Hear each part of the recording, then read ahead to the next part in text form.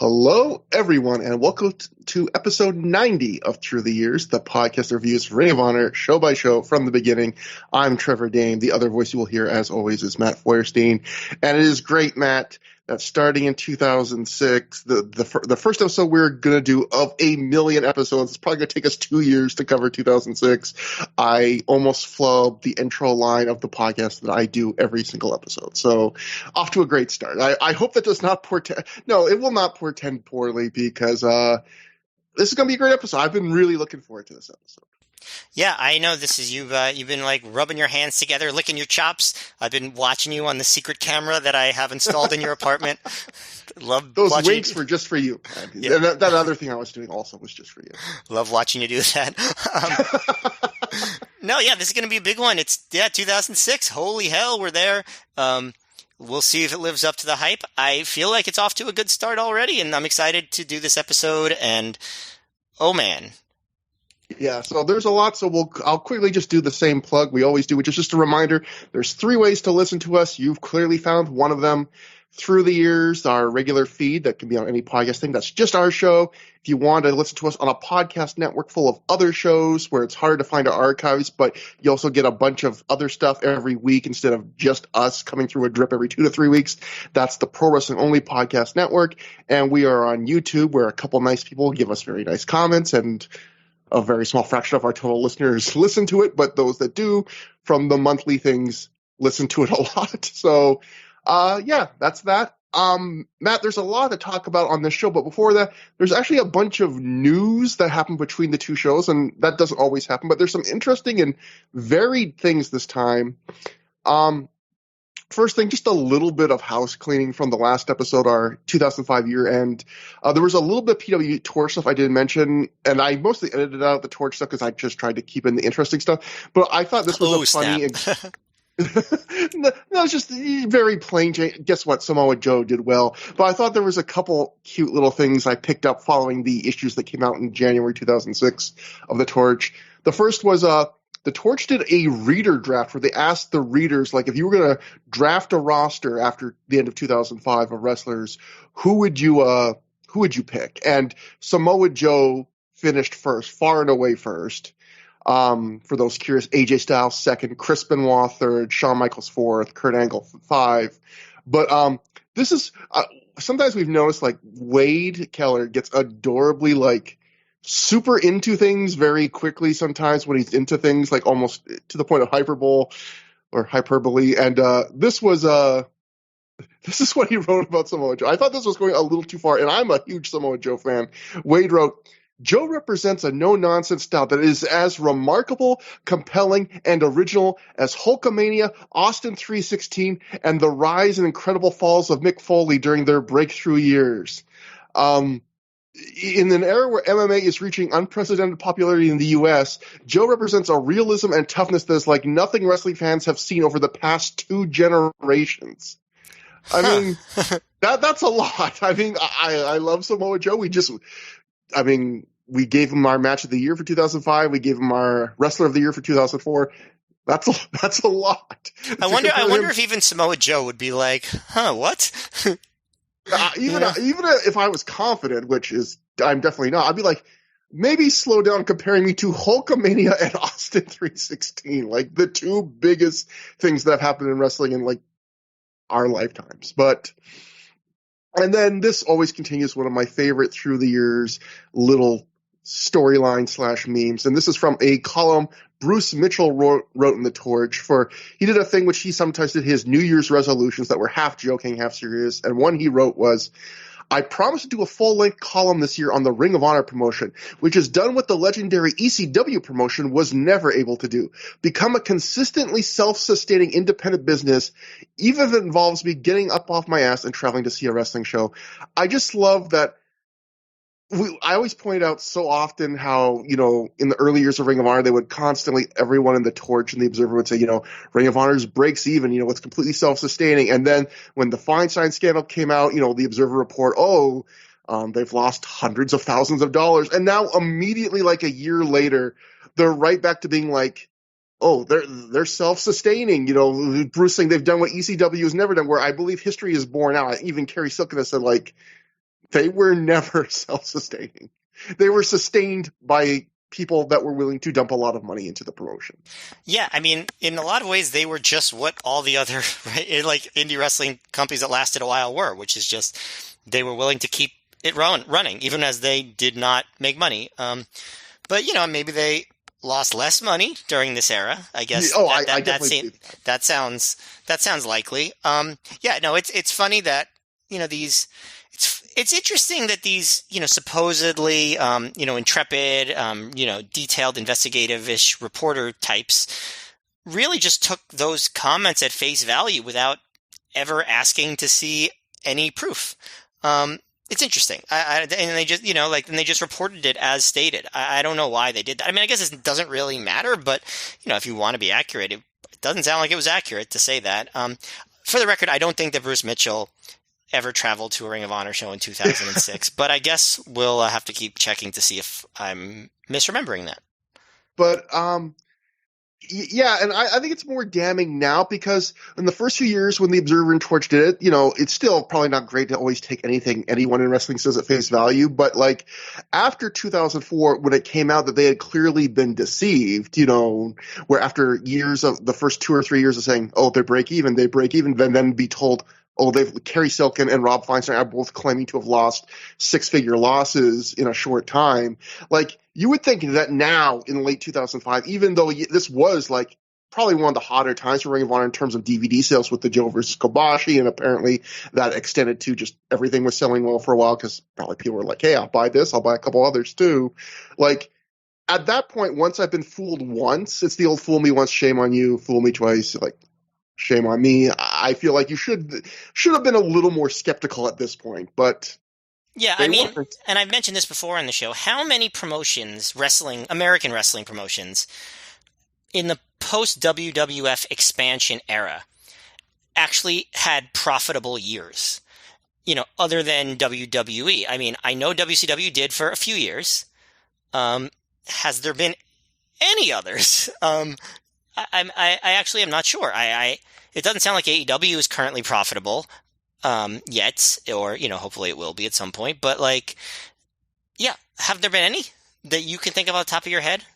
I'm not sure, but especially in the world of independent wrestling, I think like people sometimes don't realize just how most independent wrestling promotions are just labors of love, where they are money sinks for people that are making money elsewhere, or they're kind of living hand to mouth. Like, people go, oh, successful indies. Like, even successful quote unquote indies are just successful usually in the sense that and from what I understand, that like they're losing less, like they're losing small enough amounts that like they can write it off. Right. I don't know. Like, obviously PWG has a very different business stop model than ROH did, in that like it runs, like currently at least, that it runs way fewer shows, and it's kind of boutiquey. They don't really take advantage of the latest technology because they don't stream it all.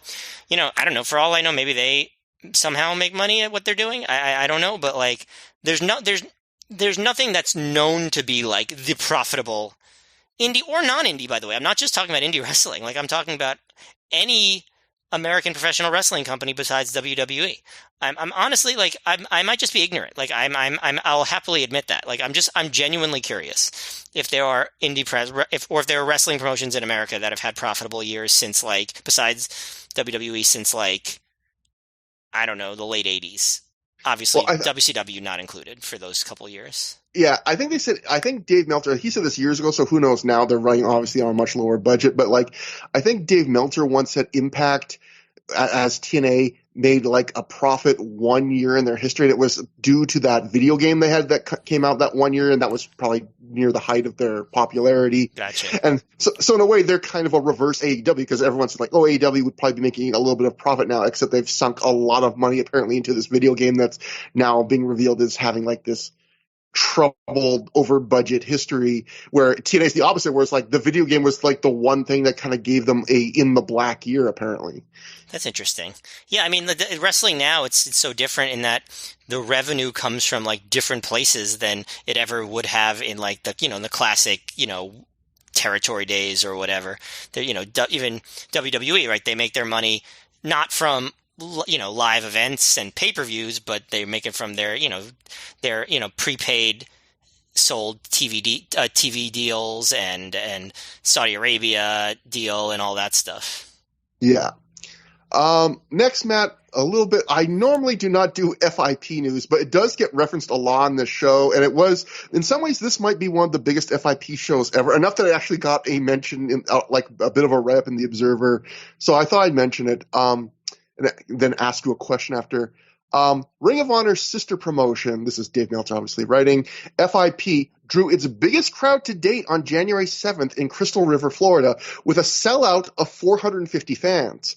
Gabe Sapolsky also books FIP and tries out a lot of new talent that eventually comes to Ring of Honor. Main event was Roderick Strong pinning Jack Evans in what was apparently a hell of a match. It was said to be the best match of Evans' career, and while Strong has been in great matches before, he was usually in there with an experienced top guy, and this was his best match where he was the one leading it. The FIP crowds, which are small town fans as opposed to major market fans, are very different from Ring of Honor in that Ring of Honor they react to the match, and at FIP they react to face versus heel. This match, the crowd was quiet at the beginning, but after a handspring elbow by Evans that Strong caught in a torture rack and then dropped Evans into double knees, there was a gasp, and then they reacted big to the moves. And so, yeah, apparently, like, I was going to ask Matt, like, I've seen bits and pieces of FIP, but it was one of those things where my interest wasn't always that high, and it was also one of those things where, quite honestly, I just didn't have the money or time at that stage of my life to, like, I was barely able to handle, like, keeping up with Ring of Honor. But, like, I remember the one DVD I was really tempted, I never got, was they literally ended up just calling the show, I believe, like, Strong versus Evans. They gave it, like, the Joe versus Kobashi, Joe versus Punk treatment, and they really hyped it. But I don't think I've ever seen this match. So you're curious if I've seen the match? Yeah, have you seen the match? I was just going to ask, yeah. Yeah, I feel like I did. I honestly, and I feel bad saying it, I don't have a super strong memory of it, but there were a couple of FIP shows that I bought, and I think that was one of them. And, you know, I remember thinking it was good. The atmosphere could be tough for me because it wasn't like an ROH atmosphere, you know, it was like, you know, they could be quiet some of the time, then not, you know, not really get the style they were going for. But yeah, no, it does seem like it was a breakthrough for Jack Evans in terms of singles matches. And Jack Evans, I think a lot of his best singles matches, even in ROH, were against Roderick Strong. Definitely a couple of years later, during the whole, you know, No Remorse core era, they had some really good matches together. I remember that. I guess it was 1 year after this, now that I think about it, because we're already in 2006. But yeah, it's interesting to listen to the write-up about FIP because it's so clear, like, he's just saying what Gabe told him, right? Like, like who else was going to give him that info? Like, this was the best singles match of Jack Evans' career, and the fans react to babyface versus heel. Like that's literally, I'm sure that's just Gabe telling him that, right? Like, there's no one else. As far as FIP, it's interesting because obviously I did buy a couple of FIP DVDs because ROH was hyping it so much. And I'm the sort of person that, like, when I get really into something, I'll drink the Kool-Aid a little bit. Like, when I was a kid and was super into WWF, I bought the WBF pay-per-view in 1992. Oh, my God. Well, my dad let me actually buy that. It was weird to watch because I'm not into bodybuilding. But I did watch it, and I think I probably liked it. Wow. But no, I'm not trying to compare FIP to WPF. It was wrestling, and it was good. But I'm just saying, like, you know, like, that's the sort of thing. If I'm into what you're doing and you sell me something hard enough, I'll probably give it a shot. And what I saw of FIP, I didn't dislike it. It was just, like you said, like, there's just only so much money and so much time that you have. Yeah. And there was better stuff to buy. But I appreciated how much Gabe was putting his energy into it at this point and was really trying to make it happen. I don't know if it ever really quite happened the way he wanted it to. I just got to say, either you have way better or way worse parents than mine, depending on how you want to look at it, because I had to, like, beg my parents to buy me the occasional WrestleMania. Your parents bought you the WBF paper. Yeah, no, my dad, he definitely indulged my wrestling habit. I mean, I didn't buy a ton of stuff as a kid, but the wrestling pay-per-views, yes, that was one that it was, I would say generous, but probably not very thoughtful in terms of, like, what it would end up doing to me as a person to buy all these wrestling pay-per-views. The fact that, like, I'm 38 and doing this. Thank you, Mr. Forrestine. Matt's loss is my gain, so thank you for ruining him. by indulging his horrible habit. But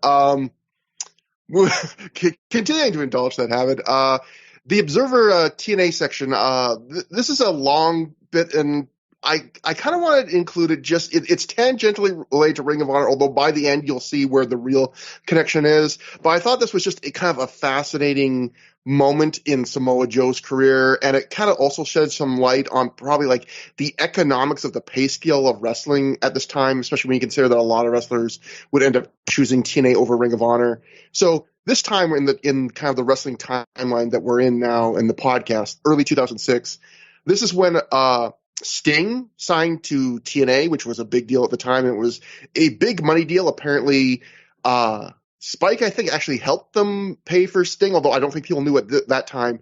But a lot of wrestlers in TNA were not making much money at this point, and many of them were unhappy that all of a sudden this company that was crying poor found a lot of money for Sting, and Samoa Joe was chief among them. So we will go to the Observer. Dave writes, there was another aspect to the Sting sign that nobody thought of, and this was the effect on morale. You've got a bunch of guys working their asses off in the ring, making $300 to $750 per TV show they appear on. The top guys, which mean the former WWE guys and name guys from the past, along with America's Most Wanted, AJ Styles, and maybe Christopher Daniels or one or two others, are the only ones who make $1,000 or more a show. All accepted their pay with the idea that the company doesn't have much money. Everyone that asked about raises in the last 6 months was told, and rightfully so, because the company was burning through money at a fast rate, that the company couldn't afford it. But when Sting was signed to a contract in the $500,000 range for the year, Dave writes in parenthesis, I don't know that is the exact number, but it was confirmed with people who know the exact number that the figure is, quote, very close. Which, by the way, pause there. If you're talking to Dave and you know the exact number, and just tell them the exact number, that if you're already going to tell them it's very close. Like, why be coy at that point? Either don't say anything or just tell them the number. But either way, moving on, Dave continues, as you can imagine, everyone suddenly felt underpaid in TNA. In particular, this relates to Samoa Joe. I don't know what Samoa Joe is getting, but it's probably either $500 or $750 per shot. These numbers are not confirmed, but others believe the race he's asking for is from $750 per shot to $1,250 per shot, although others have said Joe is making the same as some of the enhancement talent, so it could still be $500 and asking for $1,000. Joe was unhappy himself when he found out what Kevin Nash was being paid when Nash was brought back in for Bound for Glory and the early Spike TV shows, believed to be $5,000 per show. In TNA, wrestlers are paid per TV appearance. So if you appear in some form on 2 shows at a taping, you are paid for 2 shows, and the full-timers are usually guaranteed 40 shows per year, which is why the booking committee is under so much pressure to book most of the names on most of the shows, which leads to the 9-match pay-per-views with lots of multiple-man matches, as well as the breakneck pace of the TV. As a comparison, the guys like Kip James, Jeff Hardy, and Sean Waltman, when they were in, were getting paid $2,000 per shot. Joe's had the matches he's had, is realistically the most valuable star in the company right now, although many are in denial of that. And imagine what he would think if they hold fast and don't bump him up. He is hardly alone in this thinking, although he's one of several wrestlers in the company have pointed to, because he's the one who is obviously underpaid. Also, WWE officials are said to believe they can get Joe at any time legally because of a TNA contract breach. It is believed the grounds they think they can break his contract on were because he was not paid for the episodes of Impact where they did vignettes on him, building to his debut, which is debatable, I'd guess. But where they seem to have a stronger case is Joe not getting paid for the episode of Impact where he physically did appear late in the show and attacked AJ Styles prior to the Turning Point match last week. So even though the company is still running in debt, and that fact kept people unhappy but pacified when nobody was getting raises, it seems like nearly everyone of any name value wants a raise, and wants a raise. Those who have been with the company for the long period of time are feeling like the company will cut any corners with them. Joe is said to be asking to be paid at the same level as Daniels, and was told that Daniels has been in the company from the start, and so they balked on it. When Joe came at the low starting figure, he said from the start he would take the figure, but at the 5-month mark, if he had proved to management he was worth more than he came in for, he wanted to be negotiated up to the rate commensurate with the level he was at in the company at that time, which is now. The reason Brian Gerwitz was at the Ring of Honor show several weeks back was because Joe invited him to the show just to kind of get the word back that he is willing to leave if he doesn't get what he wants. There's a reaction from several wrestlers now that the company is cutting corners with its homegrown talent, but is paying far more to get anyone WWE has just cut. Of course, there's another reality in that he could likely get more money from WWE now, but in TNA, Ring of Honor, and the Indies, he can be on top. While in WWE, he'll be put in the position at the start to both not get over, and people will try and quote-unquote prove he's not really a good worker. He's young enough where he may choose having more fun, but when his body starts hurting, the money starts becoming a lot more enticing. So, yeah, that's a lot, but I think it's interesting because I do think we talked about a few episodes ago, which is a brief mention, that Brian Gerwitz was at a show. It's funny because I kind of forgot some of this, Matt. Like, the narrative was always Joe, like, he would never had a shot with WWE. Like, they were never that interested in him. And it seems like they probably weren't that interested in him even then, but Joe was certainly trying to make TNA think that that they could be really interested. Like, I'll just have a little quote from the Torch. Wade writes, it doesn't hurt Joe's bargaining power that he is well known and liked by WWE road agent Ricky Steamboat and Mick Foley. He also has made other contacts in WWE, and now key people in WWE management have taken note of his reputation. So Wade also wrote, and WWE would be glad to steal Joe, both for the message it would send to fans and the blow it'd be to TNA. So again, I have no idea if WWE, like, do you think WWE was really interested? Because let's face it, they could have really had Joe probably if they wanted him.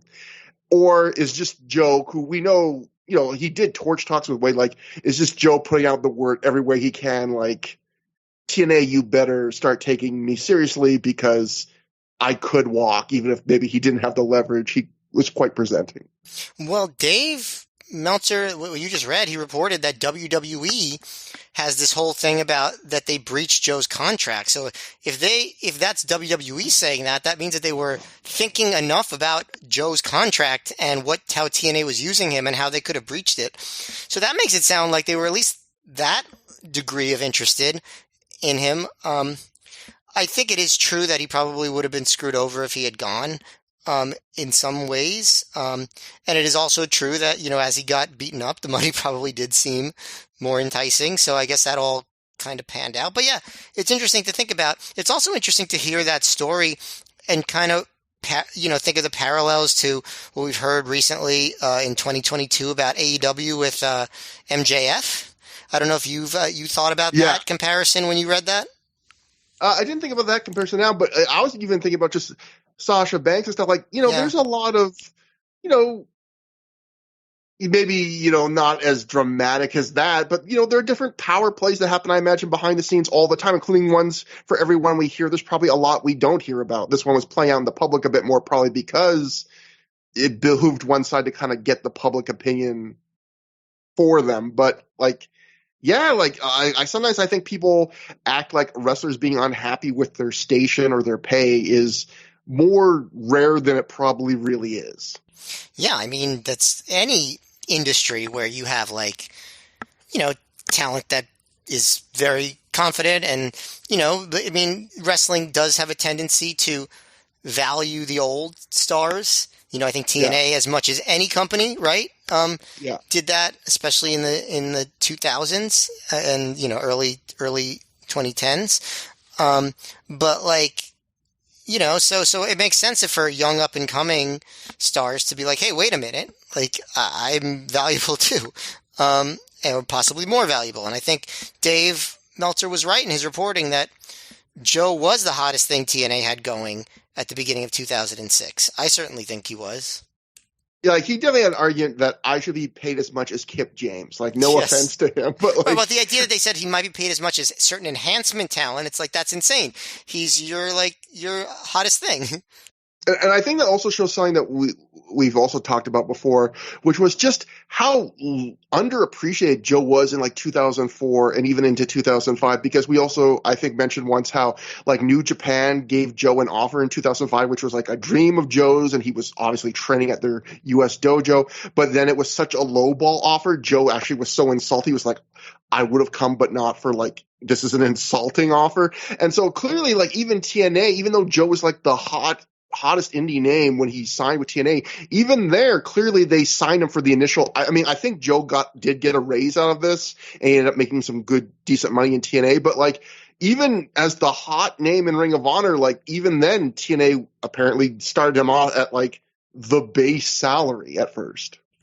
Yeah, I guess there's this attitude of like, hey, we're giving you the opportunity to get this TV exposure, so you owe us, if anything, which is obviously ridiculous, but Yeah. I'm sure that was part of the mentality. And that brings us to Hell Freezes Over, which took place January 14th, 2006 at the Pennsylvania National Guard Armory in Philadelphia, Pennsylvania, in front of a reported crowd of 825 fans.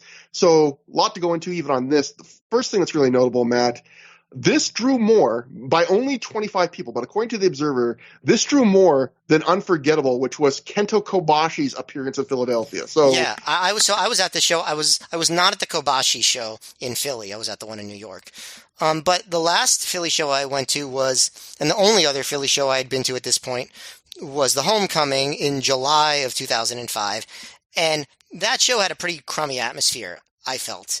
And this was night and day. Like I went there, it's like, oh, this place is pretty full, pretty big crowd comparatively. They're much more enthusiastic and excited. It's like I was very down on Philly as like an ROH venue at that point, but I feel like this was just like a whole nother level. Like I was like, man, because before this show, I didn't realize how over CZW was. And when I got there, I was like, oh, wow, CZW is over.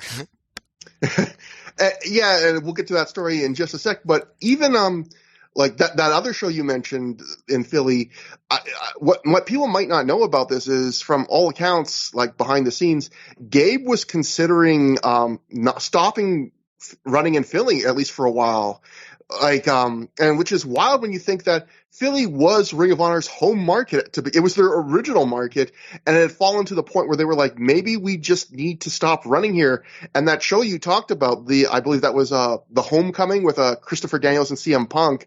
That was a match that was teased in a way for years in Ring of Honor. And it was during the really hot Summer of Punk storyline. And I looked it back up again. That show in Philly only drew 550 people. And so, yeah, I mean, and it was not a very, very enthusiastic crowd. I will say this though, as far as Gabe giving up on Philly, he did already have planned the 100th show, because they announced it on this show when I was there, and they also announced the main event of Low-Key versus Bryan Danielson versus Christopher Daniels, which never happened for reasons that we will discuss plenty over the next few episodes. Yeah, so I guess we should talk about this. What show was a double shot, basically, with CZW. They ran the same city in the same day, and there's a bunch of kerfluffle about that. We'll start with this one Observer quote. Dave tracked this week by week for a while. So Dave wrote, "There's a lot of controversy regarding January 14th, where 3 shows are scheduled in Philadelphia. Frank Talent," Matt, our old friend Frank Talent, is back in POG form. No, Frank Talent of the Pennsylvania State Athletic Commission, on his boxing and wrestling radio show, said there is a courtesy rule and that the commission wouldn't allow 2 shows to go head-to-head within the same city limits. He said because of that, the Pro Wrestling Unplugged show with Jake Roberts versus the Sandman would be at 2:30 p.m. on January 14th. The CCW show would run an evening show that night with a no-rope barbed wire death match. Apparently, the commission changed its policy regarding barbed wire once they allowed WWE and Hardcore Homecoming to use barbed wire. He said the Ring of Honor situation isn't clear, but he said they will have to run on January 15th. This is a mess because January 15th would mean Ring of Honor would have to go head-to-head with a TNA pay-per-view, which means most of its most well-known names wouldn't be available. Gabe Sapolsky has said that they are not moving the show to January 15th. So I love that Frank Talent is saying on the radio, yeah, Ring of Honor's going to have to move, and then Gabe's telling the Observer, like, we are not, I don't care what Frank Talent says, like, we're not doing that. And this continued because then the Observer, like, in another week, Dave writes, Ring of Honor and CZW have worked out a deal for January 14th. Both companies, along with the third promotion, PWU, were all running Philadelphia. Ring of Honor got CZW to move its show to 3:30 p.m., and in exchange, Ring of Honor champ Bryan Danielson will face Chris Hero on the CZW show. CZW did its 7th annual Cage of Death show before a full house of 1,100 people at the ECW Arena in Philadelphia. So first off, like, I think that goes to Matt, you saying how you didn't realize till you went to the show like how big CZW was. I mean, that dwarfs everything. That dwarfs most shows where Ring of Honor was. And granted, the Cage of Death was CZW's biggest annual show of the year, but like for indie US wrestling, 1,100 people in any market was really good. I was shocked to see how that big number that was. Well, also at the time, so CZW, like, yeah, it was their biggest show of the year, but weren't they pretty much just running that building and doing it every month? I think they were saying like CZW was running Philly the same Saturday every month. Yeah, so it was like a once. In fact, there was a lot of controversy apparently among CZW fans feeling like, why did Ring of Honor of all the weeks, when they know CZW runs the same Saturday every month, book their Philly date against CZW? And I guess on the Ring of Honor side, they thought their argument was like, this was the only date we could get for this month. And, you know, it kind of created this back and forth. But apparently Gabe has said on Shooter Reviews that it was actually then CZW booker Mike Burns reached out to Gabe and was like, how about we compromise and we'll move to the afternoon. You can run the evening and we'll kind of make it this double shot and we can shoot an angle, and then we'll get into more of the reasons why Gabe had this idea to book Chris Hero and Bryan Danielson for the main event. But the idea of we can book an angle on the CZW show, which we'll talk about in a second, and then that can kind of funnel fans to to Ring of Honor for that night, which clearly did, because, again, this drew more than Punk, this drew more than Kobashi. We go to the Observer one more time. Dave writes, here's an update on some Philadelphia comedy. Frank Talent of the Pennsylvania State Athletic Commission, the past 2 weeks now on his boxing wrestling radio show, said that the CZW January 14th show, scheduled now for 3:30 p.m., would be moved to 8 p.m. because the commission was going to enforce its rules against two events taking place simultaneously in the same city. He had also stated that the January 4th Ring of Honor show would still be moved to January 15th.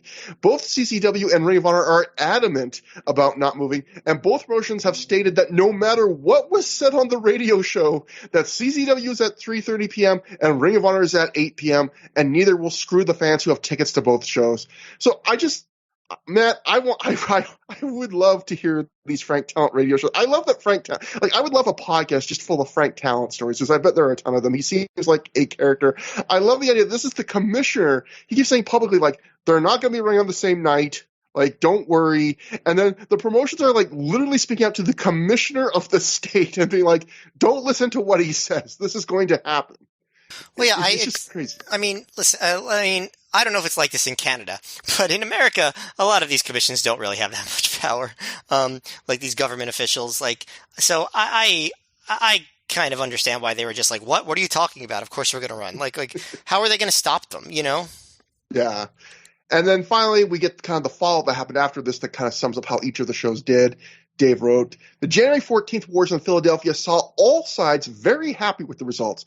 The Pro Wrestling Unplugged show, which featured Jake Roberts pinning Sandman in seconds, drew somewhere between 600 fans, which Dave writes, the estimate going around, and 750 fans, the number promoter Johnny Cashmere told us. And I just want to say, Dave has taken so many bogus numbers and promotions at face value. I kind of felt for Johnny Cashmere. Yeah, what this is the one time he's like, yeah, I don't know if I buy this. Oh, yeah. Matt, what did you want to say? No, I'm agreeing with you. That's just not right. Yeah. If you're going to let people lie to you, you should let everybody lie to you. Exactly. Yeah. Fair is fair. Unfair is fair, Dave. Right. The CZW show, which included the angle for the later Ring of Honor show, did about 500 fans to the ECW arena, which they were thrilled with for an afternoon show. The Ring of Honor show drew 825 fans to the Pennsylvania National Guard Armory, which ended up being more paid than they got in October for Kenta Kobashi. CCW usually draws a teenage fan base that comes to see the sick barbed wire matches. For example, on this show, they had Necro Butcher wrestled a barbed wire match barefoot, and you can figure out the craziness he did there. Ring of Honor draws mostly guys 18 to 35 who are into seeing 4-star matches and are now into the characters. On this day, for the record, I was into seeing 4.5-star matches. 4 was not good enough for me. On this day, there was more of a crossover. The angle saw Bryan Danielson show up at the CZW afternoon show as a total heel, saying CZW fans don't deserve a Ring of Honor match. Chris Hero, who was wrestling him later in the day, attacked him. Several more from Ring of Honor then hit the ring, including Roderick Strong and Nigel McGuinness, and even Gabe Sapolsky before the CZW locker room came out. So I actually went and found the CZW show, the afternoon show, and watched the clip of this. And Chris Hero in one interview makes it sound like Danielson did this really profane interview. It was hilarious. It really isn't profane. Maybe it's profane for Danielson in general. All he does is he says pricks a couple of times. Like, he's clearly having a good time, but I thought the way Hero did it sound like he was going to drop F-bombs. I did not see Gabe Sapolsky there, but he might have been there. But you do see, basically, it's a very short Danielson promo, and then Hero comes out. There's the schmoz, and they had Strong, McGinnis, and Aries all come out and fight with Danielson. So basically, I thought that was a nice touch. That was all of the champions, and then they did the thing, always a great wrestling angle, where they got chased and the camera follows them out of the building, and they all get into a car and just drive away. And it's not as great of an angle as maybe people make it sound like. But it was just neat to see Bryan Danielson there and kind of interacting and knowing when it's setting up. So I wouldn't say it's something that is worth going out of your way to see, but like if you have I think that show is on independentwrestling.tv. If you have a subscription there, like for $10 a month, it's worth going to see that clip. It's kind of neat, but not must see. And then finally, the last bit here. The Torch would talk to Gabe Sapolsky after the show. Ring of Honor booker Gabe Sapolsky tells the Torch that several factors contributed to the strong attendance for Ring of Honor's January 14th event. He says, I think it was a great example of having something that captured the fans' attention with the whole Chris Hero situation. The fact that indie wrestling is stronger than ever, and also what can happen when promotions such as us and CZW last Saturday work together to benefit the fan. It is interesting that it feels like CZW, Matt, like, kind of got shafted when they had just done 1,100 fans for Tournament of Death at ECW Arena, and they're drawing 500 because they're the ones that had to move to the afternoon. But I feel like there's going to be a few examples over the next, year of us reviewing shows that we might be able to say that about the situation. Yeah. About CZW maybe getting the short end of the stick in terms of benefiting from this whole thing. Absolutely. A lot of that to their own fault, too, but again, we'll get into that. And then, Matt, I know there's been a lot of news, but finally we have another section that actually also pertains to the show, because there was two people that were booked for the show that did not work this show. So my last bit of news before we actually get to cover the show, and then we have a huge Chris Hero section, but we will save that for before his match. Go to the Observer again. The story that covered like over a course of a few months actually, but Dave would write, Milano Collection AT missed the Ring of Honor show, claiming he hit his head and was throwing up, thinking he had a concussion. However, he did end up wrestling on a Texas show over the weekend. So we talked about, Matt, like Final Battle, the last show we covered was Milano Collections AT's last show. He was actually booked for a few more shows in early 2006, and this was like, he never worked another show. I don't know if right after the show they immediately decided he was not going to work ever again for Ring of Honor, but this was definitely the incident that started. But apparently there was more to it, because going to then another Observer weeks later, Dave wrote, don't expect Milano Collection AT to ever return to Ring of Honor, although he's still booked on many upcoming shows. He canceled last week claiming he hit his head and was throwing up, but then worked a show in Texas. He claimed he didn't take any bumps at that show, but others say that wasn't the case either. There have been problems with money and doing jobs, and I wouldn't be surprised to see him work Rob Feinstein shows with a push. He's a talented guy who could be a standout on a roster without so much depth. So then I started wondering, like, well, this seems crazy. So then, luckily, again, I think this was months or like a month or two later, Dave had one final follow-up that seems to shed a little bit more light on this.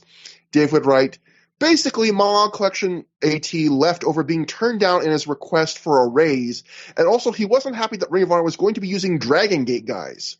In Japan, his promotion was at war with Dragon Gate because they pulled out of Torimon, and so I guess that's I haven't been able to find out anything more than that, but so it sounds like basically Milano was unhappy on a couple fronts. Well, when it comes to the Dragon Gate thing, I don't want to be mean to Milano, but it seems like if ROH had to make that choice and was given an ultimatum, I think they probably picked correctly. Yes. In terms of how it ended up, Again, I have no idea the politics of this, but like Milano works a year in the US, and then when he goes back to Japan, he goes to New Japan. So like, yeah.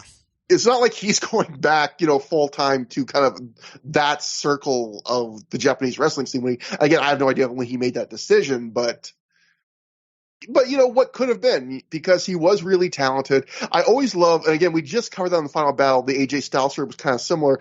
I love the wrestling story, and I guess it probably never happens anymore because everyone just knows it will get out with the internet. But we were still like in the last days where a wrestler could attempt to do the old, I'm telling you I can't make the show, but then I work another show and just hope you don't find out about it. Like, I love those kind of stories. Yeah, because it's getting to the point where it's literally impossible to not find out about it. Yeah.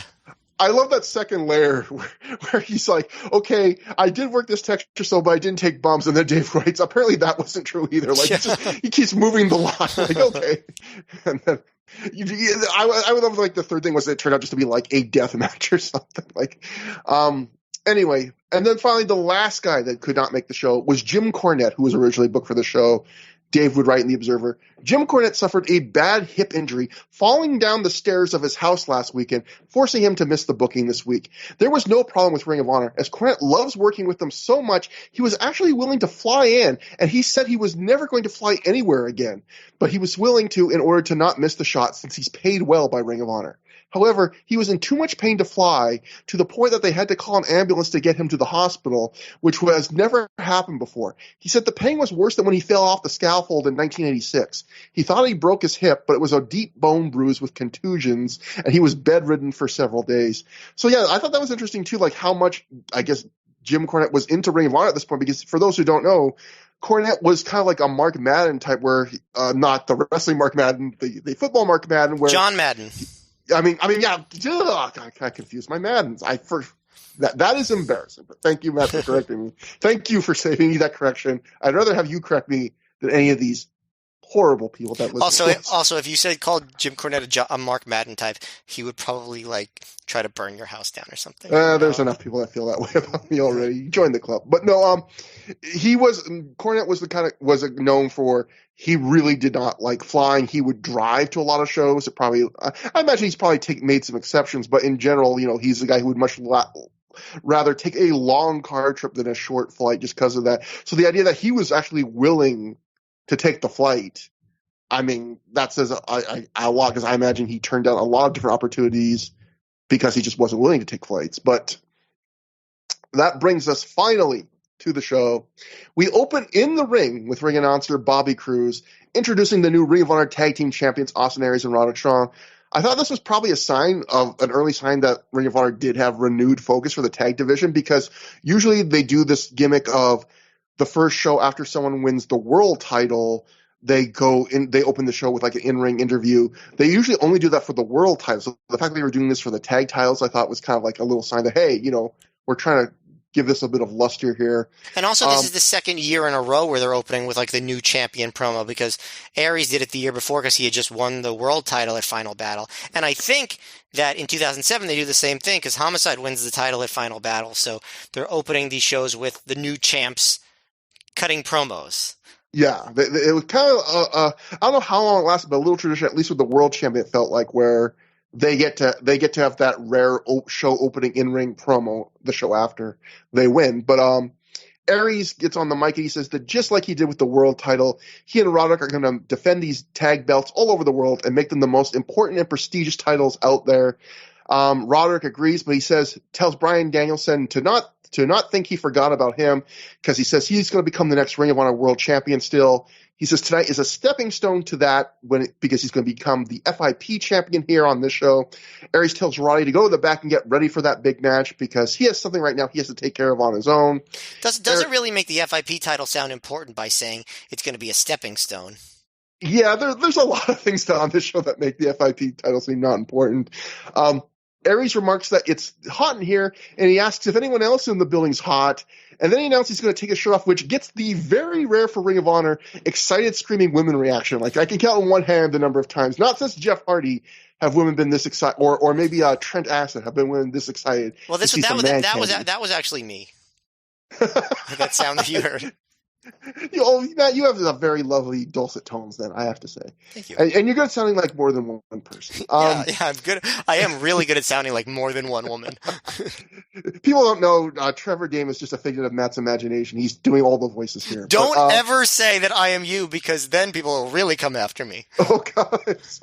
So anyway, Aries remarks that it's hot. But otherwise, it is a flattering thing to say. It's just that I don't want your enemies. That's all. So Aries calls out Ricky Reyes, saying that he saw him back there with a beer in his hand. So Aries is continuing his promo from the last show where he's kind of just mocking Reyes as a drunk. Aries talked about how Reyes has been building a winning streak, abusing his Ring of Honor wrestling school students. He asked the crowd if they think that Ring of Honor should kick off 2006 with Aries teaching Reyes a lesson. The crowd cheers. Julius Smokes comes out with Ricky Reyes with no entrance music for an impromptu match. Aries topes Smokes and Reyes as they're walking around the ring on the outside, and the bell rings, the match starts right from there.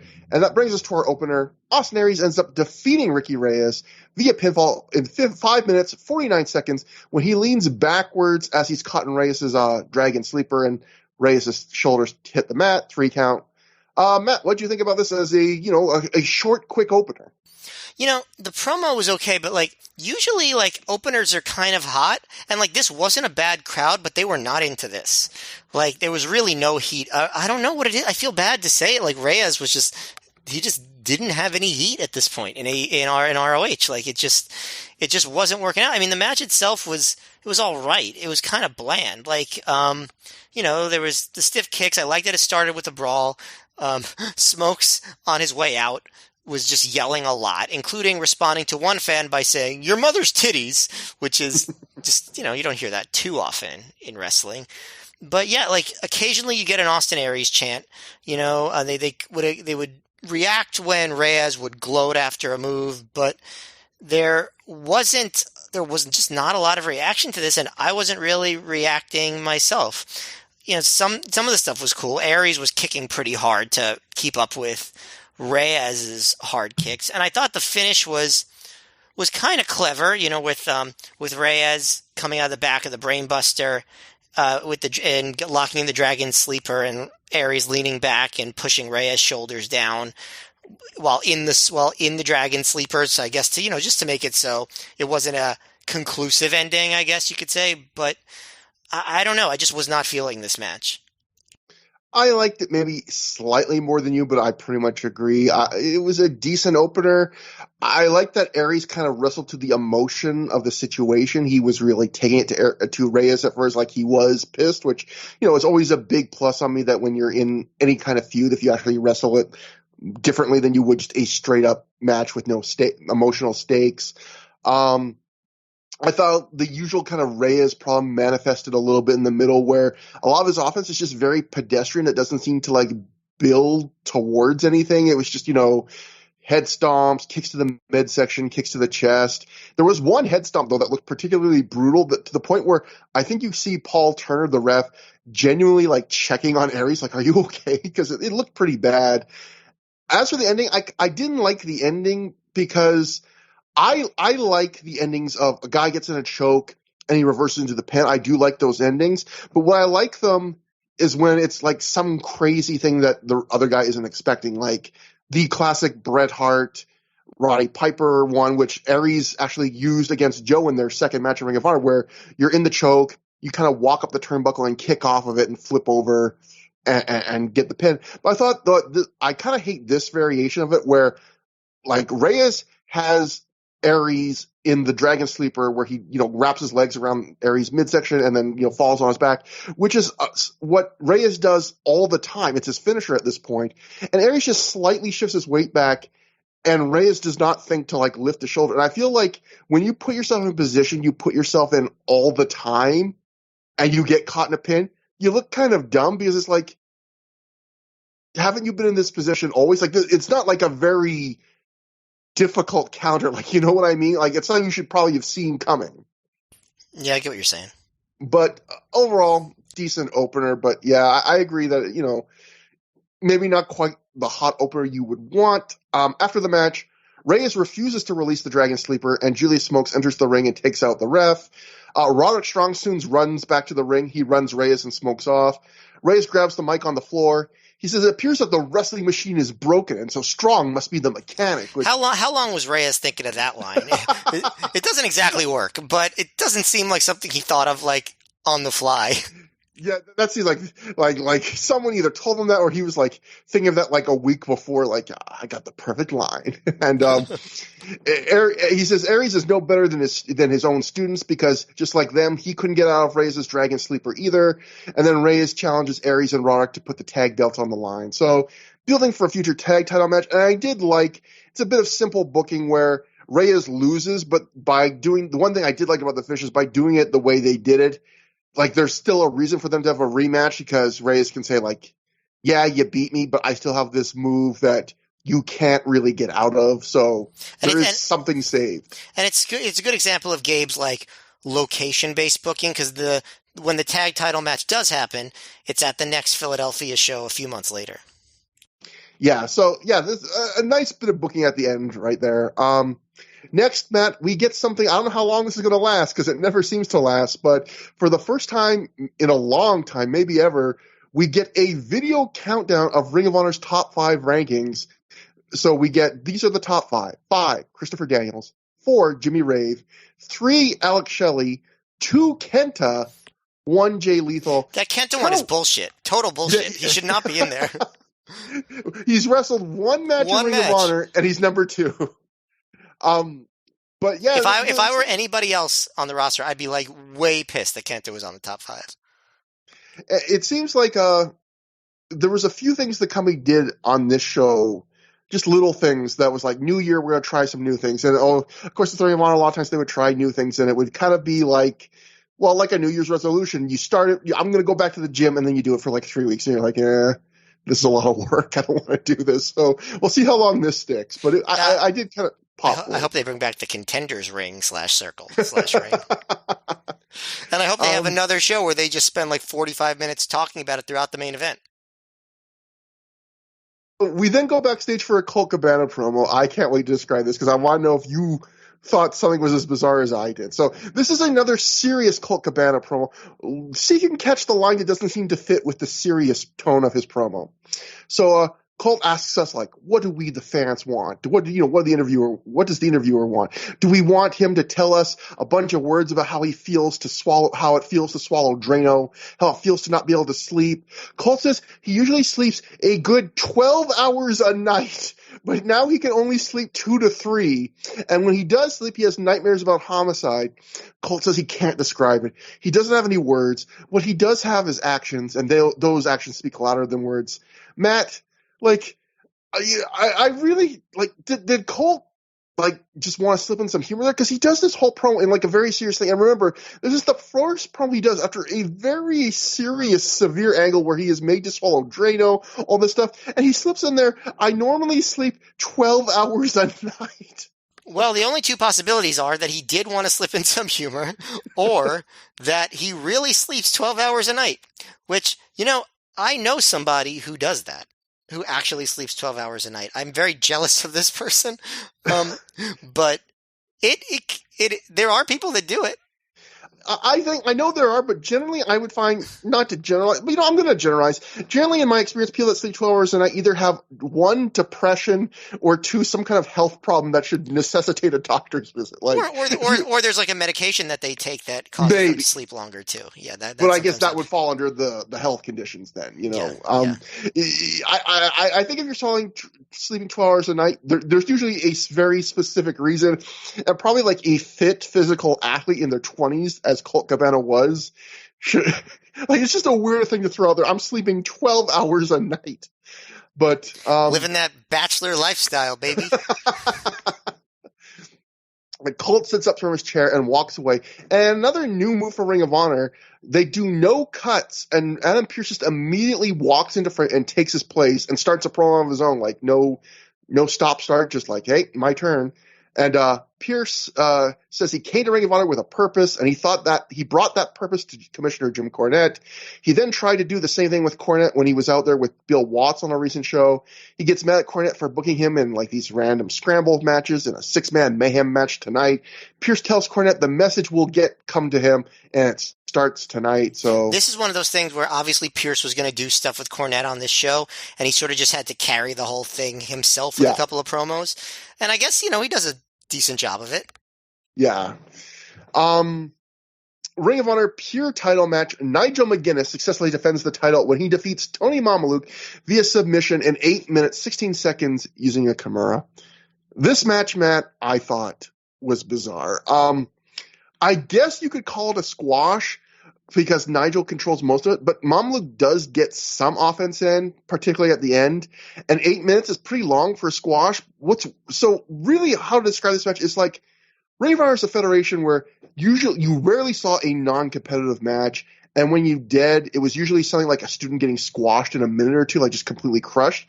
This is a title match where the challenger is someone that was a Ring of Honor champion as of the previous show. He had just lost his tag belt, and he's treated here like he's almost nothing. Like, Nigel very quickly makes Mamaluke use all three of his rope breaks. He doesn't need to cheat at all to do it.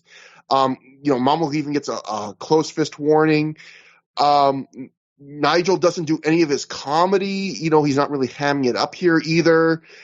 And squashes can be fun, but this really wasn't. Like, you do see some of Nigel's signature stuff, like the rebound lariat, but the pace of the match is slow. The crowd is really dead. And most of all, there's just zero sense that even when Mamaluke gets on offense, that he's any threat to Nigel at all. It's bizarre to see a Ring of Honor match at this level, which is this uncompetitive. There's 2 points of this match where kind of Nigel has Mamaluke down, and he's just kicking and slapping at Mamaluke's almost like just taunting him to like fire up for a big comeback. And one of those 2 times, Mamaluke just does an armbar out of nowhere. And the second time, Mamaluke gets up and he just throws Nigel to the floor, which just slows the match down more. Like, they're building to these comebacks that never really come. It does pick up a little bit at the end. Mamaluke gets a little more offense. He does a big frog splash. But even there, the finish is really strange because the finish is just Mamaluke, who's already used all 3 of his rope breaks and gotten a close fist warning. He just starts doing some ground and pound to Nigel, throwing punches, which, should get him disqualified at this point. And Nigel instead just turns it into a Kimura. And, a not move he was using regularly for a finisher, and Mamaluke taps out immediately. And Matt, like I say frequently, Ring of Honor by this point had a very high floor for matches. Like, there's hardly ever, I can't remember the last time on the show we've given a match like less than an average rating. I'm giving this match this was below average. This is the first match in a long time I can remember. I thought this was just confusing and not entertaining and just bizarre to me, this match. I also wrote that it was a weird match, and same thing. Like, it wasn't a squash, but Tony was not made to look at Nigel's league. There was even a spot where, like, Nigel was taunting Tony, being like, "Hit me!" And then Tony would hit him in the stomach, and Nigel just completely no-sold it. So Mamaluke just had to kind of throw him out to the floor. But I did like it more than you did. I don't think it was below average at all. I don't think it was good either, but I think it was, I think it was interesting, like, in its weird way. I enjoyed it more than the first match. I'll say that. Like, I don't think this was the worst match on the show so far, just because it was odd and different. And I did think that when it picked up at the end, the crowd kind of got into some of the bigger spots, and there were some entertaining sequences. There was a spot where Nigel, he powered out of like a triangle arm submission, but Tony held on and, did it over the ropes, and that counted as Nigel's first rope break. I like that. I like the big frog splash near the end. So, and I didn't really mind the finish, honestly. Like, just the suddenness of the Kimura. So I did not think it was as bad as you thought it was, but it was definitely weird, and I don't understand what the point of it was. I think this is an example of, and this is a quality I generally like about Gabe in Ring of Honor at this point, which is when he gives up on a guy, there's no half measures. Like, when he's done, he's done. And clearly, like, the show after they lost the tag titles, like, he'll be booked on a few more shows, but he is really done with Tony Mamaluke. Like, which is interesting then that he gives him a pure title shot, but also the explanation was that Nigel doesn't care about the top 10. He's going to give pure title shots to whoever he wants, which is a weird way to go about it, because then why would you give pure title shots to anyone good? But, oh well. Yeah, I mean, I guess that's just they had to mention that so I guess they didn't want to be constrained by having to have like the top 5 rankings work for 2 different divisions. But yeah, so they have to do that little bit of housekeeping with Prazak being like, well, he's just going to ignore those rankings and look for the top pure wrestlers in the world. But that brings us to our third match on the show. The Embassy of Alex Shelley and Jimmy Rave, scored to the ring by Prince Nana, defeat Azriel and Claudio Castagnoli with Colt Cabana in their corner in 14 minutes, 17 seconds when Rave made Azriel submit to a butterfly submission hold. It was basically he was going to do Greetings from Ghana, aka the pedigree, and when Azriel blocked it, he just sweeps out his legs while holding the double underhooks and basically does what I would describe as like a poor man's cattle mutilation where he doesn't flip over, gets the submission.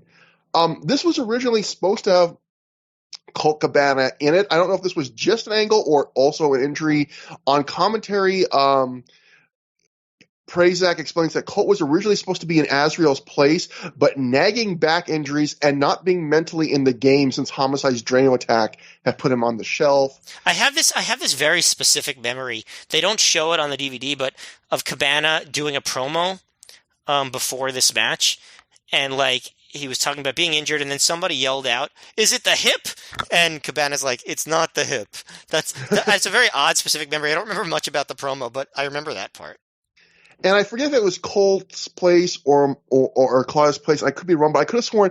I think this was also the match that Milano was supposed to be on the show, but he had to work Texas. But Matt, what did you think about this match? And also, did you find it as weird as I did that, like, Colt, I mean, I know it works out in the end, but, like, Colt's first appearance after this crazy Drano attack is him just randomly cornering Claudio and Azriel in a match against the Embassy. Like, it feels like I did not remember or expect that. Yeah, I mean, it was obviously just because he was supposed to be in the match. Like, yeah, it was definitely weird, and at least he did cut a promo on the live show. They obviously cut it out for time here, so I mean, maybe that would have made more sense in context. But yes, definitely it's weird. I definitely thought this was not the best follow-up to one of the heaviest angles they'd ever done, right? Like, it's just not that good of a follow-up. But you're right, it does work out in the end. As far as the match, I enjoyed it. I thought it was a good match. I liked this was, Rave and Shelley as a team a lot. They were getting better as a team, and I think this was a good example. They did a lot of cool double teams that I enjoyed. I thought Azriel was as good as he's been in a while. Obviously, he was, not the best person in the match, but I thought that he held his own to a point. There were some issues, but overall, I thought he was solid, and Claudio was really good too. But I thought this was definitely the Embassy show, and Shelley in particular, I thought was really great on this show. The other thing that stood out was the announcers made a point of saying, "Oh, they're bringing back the tag ropes." It says that they're quote about to be brought back, so they're gradually introducing them with, like, I guess, flexibility for wrestlers and referees not to be used to using them, and Cornette is doing it, and I was like, I don't remember this becoming much of a factor in ROH tag matches, and I think part of it is, like, I don't really understand what problem tag ropes are solving. Like, do you remember a lot of ROH tag team matches where the guy getting tagged is, like, nowhere near his corner? Like, is that a problem? Do you remember a lot of tag matches, like, in general in wrestling history? Like, I can't remember any matches where, like, the guy goes to, like, an opposite corner almost and gets tagged. I can't remember one, like, and I'm straining to think of one right now. Yeah. I'm sure it's happened, but yes, it is not a major concern, I don't think. It's like, I think it's just supposed to be, like, a symbol of old school. You know what I mean? Yeah. Like, I think that's more what it is than anything practical. But I don't know. I thought that, I liked Shelley at one point being like, "Oh yeah, I have to hold the stupid tag rope," and before he grabbed it, like. But I thought Shelley seemed like he was having a lot of fun, being a heel. I thought that Rave did a really good job. Claudio and Azriel even did some decent double team stuff, nothing super memorable, and I liked some of the hot moves down the stretch. Rave, like, they worked on Azriel for a while.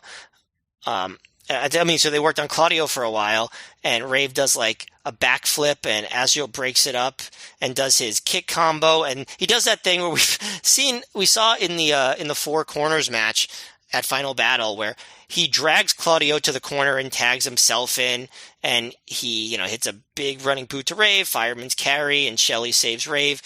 And Rave goes from the greetings from Ghana. Azrael blocks that, but Rave gets this butterfly submission, and Shelley holds back Claudio, and Azrael taps out. I don't know. I thought this match was fun. I thought it was interesting what a non-factor Colt was since he was there the whole time, but I thought this was a fun, good match. I agree. I like this match quite a fair bit. I thought this was just an outright good match. I've complained on some of the recent shows about like 2005 about how there was a lot of undercard matches that I felt like were kind of worked like main event matches that were really toned down. I felt like this was a match that is like the exact opposite, where it's worked exactly like a really good version of what it is, which is a undercard tag match. Like, it doesn't feel like they're going for broke trying to do like everything in the world. It's a little bit more lighthearted. Like, there's some early comedy from, like Rave and Shelley where they always bring out shtick in each other, and I really like that, like some goofy heel vibes. But like, there is quite a bit of action. It's worked at a good pace. They do the very standard traditional tag structure. Faces win early. Azrael gets to be the face of peril. The final minutes are back and forth. And I felt like this was just a good match that knew exactly what it was, which was like a third from the bottom tag match. It didn't really have huge stakes, but it was like a really good version of it.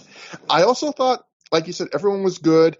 Azrael did at one point, he goes for a top rope double stomp, I think to Alex Shelley, and he just completely misses it, and Shelley doesn't move at all, and Prazak tries to say, he's like, oh, Shelley moved, or it was either Prazak or Leonard on commentary, and clearly Shelley like did not move an inch, but they just, had to keep going. But I agree that for the most part, everyone looked good. I thought Jimmy Rave, like, as a heel, Jimmy Rave's been way more toned down. I felt like this was the least toned down Jimmy Rave has been in a long time. Like, it felt like he decided for whatever reason on this show, like everyone else is working at this good clip. What the hell? I'm going to try and keep up and like do a few more exciting things. Like, he even pulls out a top rope elbow, and it was not the greatest looking top rope elbow, but I can't remember the last time Jimmy Rave did like a top rope flying elbow, but he was just in there with everyone else. Like, shit, I'm going to do the high spots too again. And I like that too, and I agree about the weirdness about the Colt Cabana stuff. I also thought it was funny. I don't know if this was supposed to be like a new approach, although Azrael's almost down in Ring of Honor at this point. But Prazak at one point calls Azrael the suicidal demon, and I just started thinking about, what if that was literal? Like, yeah, oh my god. Like, are all demons like, maybe they should be unhappy because they're in hell, or are they like, just think about a sad demon. Yeah, I feel like, that's a very thin line between becoming an extremely problematic gimmick. Yeah.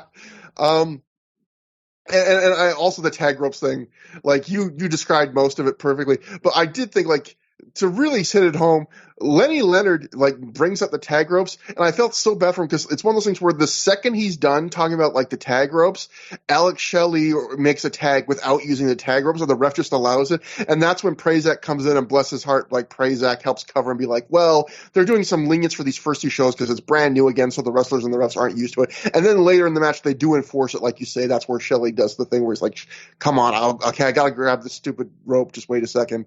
But it was funny. Like, it's one of I always feel bad for announcers when occasionally that happens where you say something like, oh, this can't happen or something, and literally like seconds after you say it, it happens. Like, I always feel so bad because I imagine that I'm surprised that doesn't happen way more often in wrestling, actually. But after the match, we then get clips of Roderick Strong versus Jack Evans from that FIP show we talked about earlier.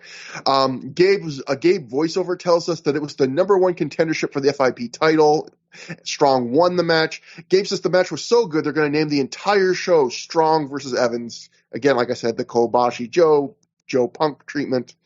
And then we cut to Gary Michael Capetta in the building in front of an FIP backdrop in the Philly building that's kind of off to the side of the Ring of Honor entrance, and he gets a little FIP branded name graphic on the screen. Gary tells the crowd that FIP is a Florida-based indie that runs twice a month, and says it's Ring of Honor's sister promotion. So maybe Gary was talking to the Observer, because that's basically what Dave just said in the Observer. But different from it in that it's an anything goes promotion. There are no commissioners. There's no booker. There is a booker. I know for a fact there's a booker. There's no general managers. The wrestlers run the show. Gary introduces the man who has been FIP champion for the last 16 months. That's Homicide. Homicide comes out with the FIP title as some of his FIP highlights play on the screen. Gary asks about Homicide's recently injured shoulder, and Homicide says it doesn't matter. Ring the bell. They're going to have a fight tonight. Gary then he goes to the ring. Gary then asks Roderick Strong to come out. Roderick comes out to this little FIP interview set. Roderick says Homicide's shoulder injury is very unfortunate, but he's not going to show Homicide any mercy tonight. He calls himself the golden boy of FIP and says he put FIP on the map. He will be the new FIP champion tonight. He then asks Homicide if he really wants to fight with his shoulder injured like that. Homicide, we don't hear it because he's in the ring and it's off mic, but he must say fuck you because immediately Roderick just says, oh, fuck me? Fuck you. Like, so clearly Homicide had a clever retort for him. And so Roderick makes his way to the ring. When Dave Prazak in a suit comes out with Bryan Danielson, they make their way to the FIP interview set. Prazak's in full FIP heel manager character, because for those who don't know, in FIP, Prazak was a completely different thing. He was a manager. He was a heel. He talks about his stable in FIP, DP Associates. He calls them the most dominant faction in FIP. Bryan Danielson then flexes his bicep and says his goal is to scar up Strong's ugly face to make up for Strong scarring up his chest in their previous matches. Prazak says, since FIP, the wrestlers make the rules, how about this title match becomes a three-way? And by the way, I do not think Roderick Strong has an ugly face. I think he's handsome, personally. Yeah, I believe we ranked the ones famously the members of Generation Next on attractiveness, and I do believe Roderick Strong did not finish last, and that's a handsome bunch. But so anyway, Prazak says just make this an impromptu three-way. First fall wins it. We then get a picture-in-picture showing Roderick Strong and Danielson brawling on the outside the ring, while Colt Cabana attacks Homicide inside of it. Homicide's thugs, which as usual they will not mention by name, chase Colt away. I believe one of them was actually Monster Mac. Gabe is on commentary with Leonard at this point because, in storyline, Prazak can't be on commentary when he's at ringside. And Gabe says Homicide has gone to the back due to the attack, so we're going to have a new FIP champion tonight. So then we get the match. It's an FIP heavyweight title. Anything goes three-way. Bryan Danielson defeats Homicide and Roderick Strong in 4 minutes, 31 seconds when the ref stops the match when Danielson has Homicide in a Fujiwara armbar. So this was more of an angle than a match. Clearly, if that opening spiel I just said didn't tip you off on that, it's trying to accomplish 18 things at once in booking-wise. First, it's basically an infomercial for FIP because, as I recapped, Gary basically tells the live crowd exactly what FIP is. They brought out the gimmick of the little interview set off the side, which I believe FIP did, and the idea that the wrestlers book their own matches, which I appreciate that, Matt, that FIP was different, but I always thought that the wrestlers booked the show gimmick was kind of dumb because, in real life, if that was true, it would be way more chaotic. Shouldn't everybody come out and just say, it's now an 8-way world title match because I want a title shot too? Yeah, and also, how can the wrestlers book it when, they might all disagree on what to book? Exactly. What's to stop Roderick Strong from saying, no, I don't want you to be in this match? Yeah, exactly. Then how do you decide? But I do appreciate they tried to make it different, and they tried to explain to the fans. And clearly, this was a point in Ring of Honor's history between this and the heavy push in the newsletters and on this show for, the Jack versus Roddy DVD. This was, again, another thing they started 2006 where a renewed push to try and get fans, I think, into buying some FIP DVDs. And then, Gabe talks about the push on commentary. And then it's also to further the Cabana Homicide and Danielson Roderick Strong feuds. And it's also to get the FIP title off of an injured Homicide with minimal involvement for him. Because what happens in this match is basically Strong and Danielson brawl in the crowd, including at one point Danielson grabs a fan's jacket and just chokes Strong with it, which was pretty awesome. Then it gets to the ring. Strong hits a few big moves in short order. He looks to have the match won because he gets Danielson in the stronghold. When Homicide returns from the back, he breaks it up. He does some very brief, very limited brawling before Danielson, throws. Strong ends up going to the floor. He's hurt from the fight with Homicide, or I forget if Danielson chucks him out. Something happens. Danielson's alone in the ring with Homicide. He gets him in the armbar. The ref immediately stops it, and the commentary kind of covers for Homicide, but they say on commentary that the ref had been told tonight to protect Homicide's injured arm. So basically saying that's why the ref calls for them basically immediately. So I guess that protects Homicide in the booking as well. Yeah, this was just a lot of housekeeping. It was not much of a match, so it's hard to really even grade it as a match. The one thing I will say is I do like that they tried to serve so many masters with this. It was a very intricate booking in some ways. I will say, like, it's weird for me to say I feel bad for FIP fans because by most accounts there weren't that many of them.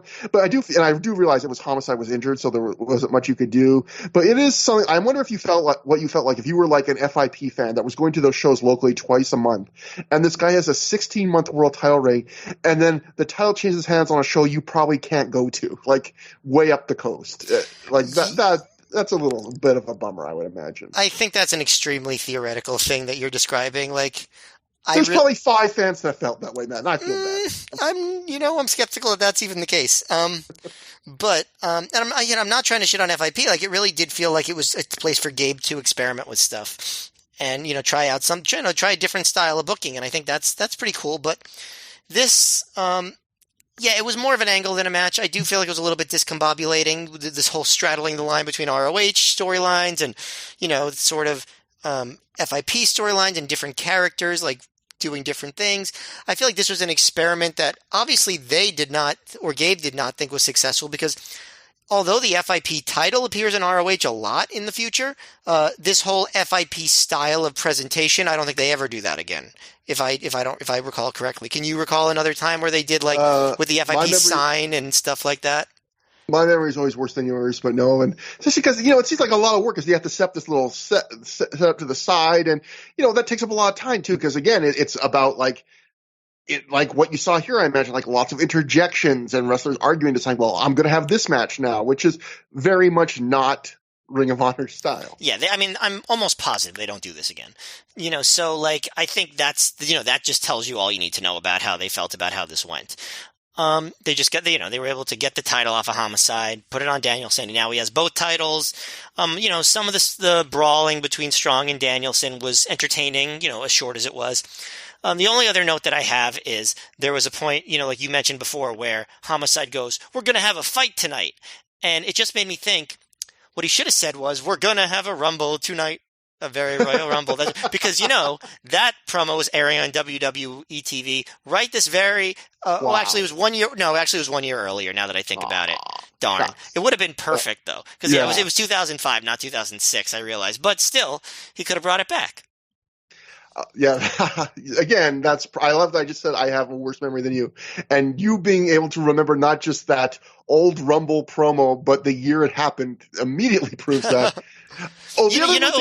I tried watching some of the old Royal Rumbles, and I'm pretty sure they cut out that song from the intro to the 2005 Royal Rumble, and I was very disappointed by that on WWE Network. I mean, do you remember how much it wasn't that huge, but there was controversy that you're making the wrestlers look awful by doing it. It feels like nowadays, people would have a way less of a problem with that. Well, they had that whole MJF Chris Jericho. What did they call that again? The something debonair. What was it? Dinner debonair, right? Yeah, dinner debonair. Yeah. Yeah.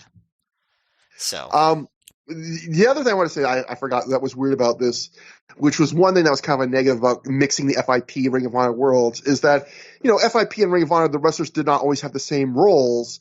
And Dave Prazak is kind of like this annoying heel manager in FIP, where in Ring of Honor, he's supposed to be just a straightforward kind of your friend face, tells it like it is, lead play-by-play guy. And so even in this match, the announcing, which is, Gabe and Lenny, has to be I think they literally say something to the effect of Dave Prazak plays a different role in FIP, which is as close as you can sing on air, this is fake. And then Prazak handles it the best he can, when he comes back on commentary for the next match. He talks in character about Danielson winning for 2 or 3 sentences, and then he's just back into regular Prazak mode. But I can imagine that's kind of difficult, right? You're kind of having to play a character while also now having to call everything right down in the line. In theory, if he's the same person in the main event, he should be completely in the tank for Bryan Danielson because that's his client. Yes, but also, he'd be completely in the tank for Bryan Danielson during this main event because it's ROH versus Sydal. Yeah. But yes, I get your point. And then Dave had a little note in the Observer about this. He wrote, Danielson also won the FIP title in a quick 4-minute, 42-second match over champ Homicide and Roderick Strong. Obviously, this was done because they needed to get the belt off an injured Homicide who held the belt for well over a year. There was a long-term booking plan of making Danielson a double FIP Ring of Honor champ with the idea it would elevate the FIP belt, but had Homicide not been injured, it wouldn't have happened this soon. So I thought that was interesting. So I wonder if that means that they would have had, like, we do see multiple Homicide Danielson matches this year, including one obviously very famous one later in the year, but there's one in the middle of the year too. So I wonder if that would have initially have been for the FIP title. Maybe they would have set it up then. And knowing that Danielson ends up winning the pure title, in the middle of the year, if maybe since those would have been much closer together in time, maybe they were going to do like a little. He's the original Kenny Omega. He's the belt collector kind of thing, maybe. But although when he wins the pure title, he retires it literally immediately. Yeah.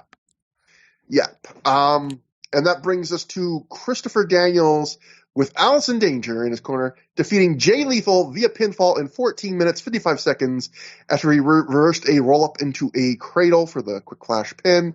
We had recently seen these two wrestle, but technically I guess not, because Daniels was Curryman. This time he's straight up Christopher Daniels. What do you think about this match, Matt? So the thing that stood out to me about this match, because there was some good work in it and stuff, it wasn't like a bad match, but I was really surprised how little Jay Lethal did to be a heel in this match. Like, Jay Lethal had been a heel in ROH before, in Special K. We've seen him be a heel, as he became more experienced and be really good at it. In this match, he didn't have a lot of heel momentum because he wasn't really trying to do anything. And, it was hard for me not to compare him to Jimmy Rave, who, when he turned heel, suddenly, obviously he had Nana to help him out, but, he really leaned into it. Lethal seemed to have less personality here than he normally did, as a babyface, which I thought it was just really strange to me. He was more robotic than I'm used to seeing him. And I like Jay Lethal as a wrestler a lot. The only real thing that he would occasionally be spread his arms out to be like, yeah, look at me. And there was one point where he told the referee after a kick out, my mother could count faster than that. And I was like, why would his mother not be able to count fast? I noticed that too. It's clearly he thought he was thinking along the lines of my mother could hit harder than that. But yeah. It's are mothers notorious for their slow counting skills? Yeah, a child could count faster than that would make a lot of sense. Yeah. He also at one point says, I'm the hottest free agent in wrestling today, which also does, okay, that's not so bad. And also, what does he mean by free agent again? What's the, who is he looking to have, he's talking to, other wrestling companies? Is that the idea? I think on the last show when he talked, I think he was setting it out as, managers. I guess we're supposed to assume that, maybe, the Prince Nanas and Julius Smokes of the world should be, bidding on him. But I don't know if they ever really play that up, especially because Lethal is not long for Ring of Honor. But I don't know if that was a plan. I'm not sure. Yeah, so as far as the wrestling in the match, Lethal works on Daniel's back a lot. That's kind of one of the main things. Hits a few back breakers, belly to back suplex. Daniels comes back, does some backdrops, hits a tilt-a-whirl backbreaker and blue thunder bomb. At one point, Lethal hits what I thought was a pretty good spine buster. So his wrestling moves were still good. The finish was weird because. So Daniel tries to get his feet up for the diving headbutt, but Lethal lands on his feet, tries to grab Daniel's legs, and then there's this convoluted roll-up, and Daniel gets the win. So I thought the finish was weird, especially unless they really knew Lethal was leaving, because I guess that makes it make more sense, because Lethal did not have much momentum, and he was supposed to be, wasn't he number one in the top 5? Yeah. So it was just a really weird presentation, and I actually, I don't usually blame the wrestler, but I thought Lethal seemed to drop the ball here on his heel turn. The booking didn't help him, and again, I like Jay Lethal as a wrestler a lot, so I don't want to make it sound too negative, but I think that he did not do what he needed to do to get this new character over. I thought this was a low good, maybe a flat 3 stars. I felt like this was a typical Daniels match where it's exceedingly professional. It's polished move execution. He sells his back, as Daniels loves to sell his back a lot of the times. And it just left me slightly cold. And I feel like sometimes occasionally Lethal could be like that too for me. And he kind of, they kind of both did that for me here, where it's the work was mechanically sound. I'm not quite as hard on you I mean, as hard on Lethal as you are in this match, I feel like he tried to interact with the crowd a little bit, but I definitely agree, and we've talked about this a bunch on recent shows. I mean, I'm becoming a broken record, but clearly, like, and there's no shame in this because he was very young, but Jay Lethal was just not ready to carry a character like this. Yeah. And I agree with you on that. So, like, completely, he was already a pretty darn good wrestler for a guy barely out of his teens, or I forget how old he was, but like, he just too much too soon for him in terms of the character. Um, there was a moment that was not a heel moment, probably to me. Like, I don't know what the fan said to him, but there's a moment where he really gets into one fan. I thought, oh, he's going to be healing it up, but then Lethal calls the fan a racist, bigoted motherfucker. So it seemed real. So I have to imagine there was some fan that said something probably really ignorant because, wow, I missed like, that. Yeah, you can. There's a fan. He literally says, "You racist, bigoted motherfucker," and Yeah, he probably was a racist, bigoted motherfucker. If Lethal and so said to me, that, I was like, "Hey, like Lethal's a face again. Call that guy out." I don't know what he said, but yeah. there was some stuff that was not bad. I thought it was one of those matches too where and we'll see another example of this in the main event where you happen so often in the indies where if you know you're going to win, you're very generous to your opponent. And I thought this was a match where Daniels was very generous to Lethal, where he gave Lethal a lot of the offense of the match. And, even that convoluted finish you talk about is kind of like against the flow to almost see like not cheap win, but like, not a very dominant win for Daniels, almost like saying like, if I have to beat you, I'm going to make it kind of as easy as it can be. But the problem with that was like Daniels is good, like he does in this match where even though Lethal dominates a lot, it never really gets boring because Daniels is really good at like breaking up a long period of getting dominated with these quick like one or two move comebacks and then gets cut right back off again. But I feel like it's kind of a trade-off, and I don't know what's the right way to do it because like on one hand, it keeps the match from ever getting really boring from like having a long uninterrupted heel control section.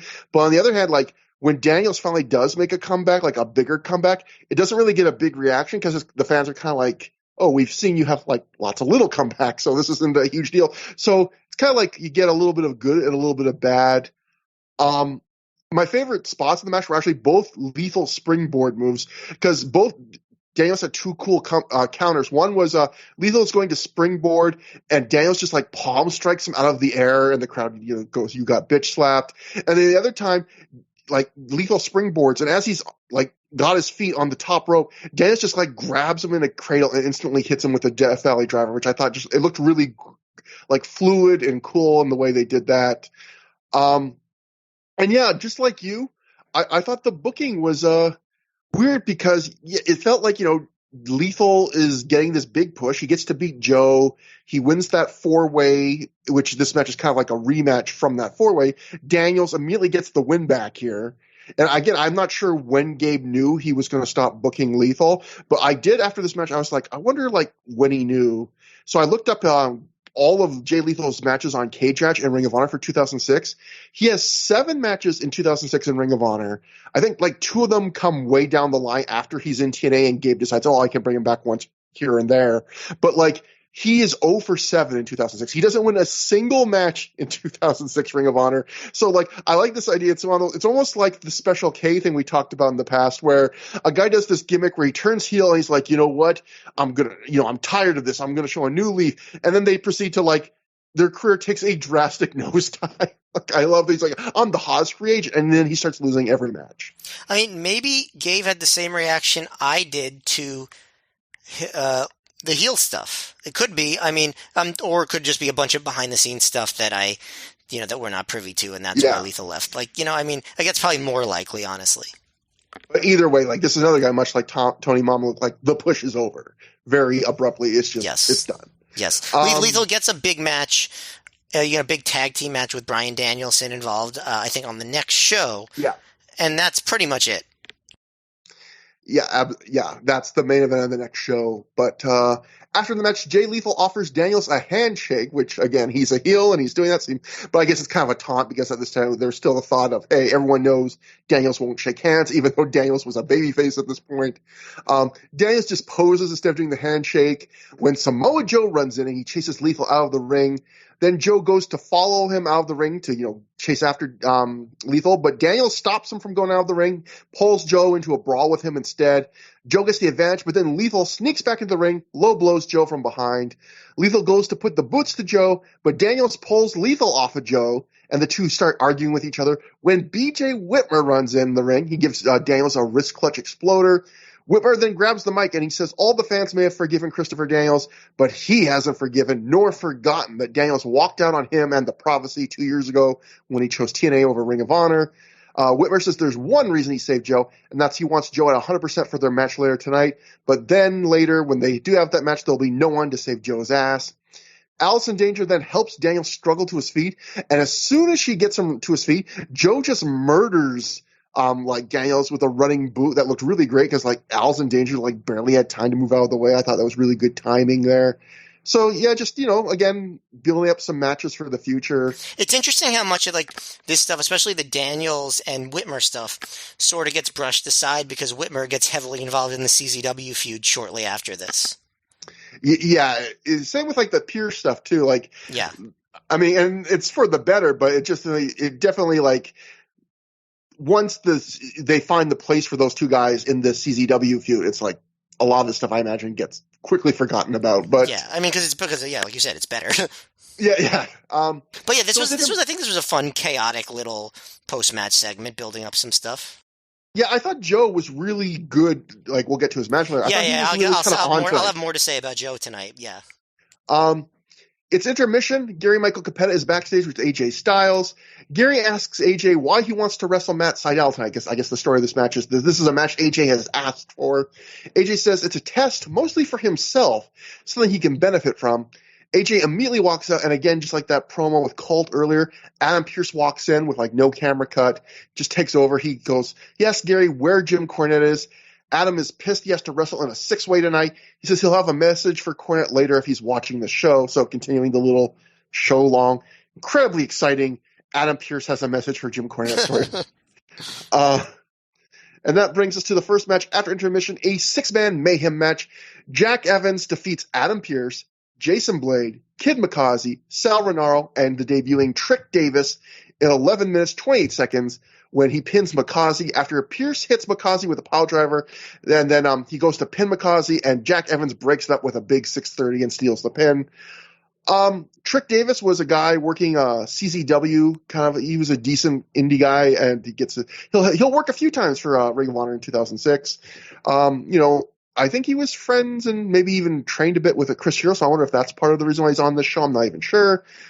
I would say, Matt, this was a match that was simultaneously less crazy than you think and more crazy than you think. And I know that's going to sound weird to people, but I would say it's less crazy because a fair amount of it is more character-based. It's more about Adam Pearce being this ill-fitting fish out of water in a scramble that, he's not a scramble-type wrestler. And it was also really funny that Sal Renaro tried to start a fish out of water chant just to make it extra on the nose.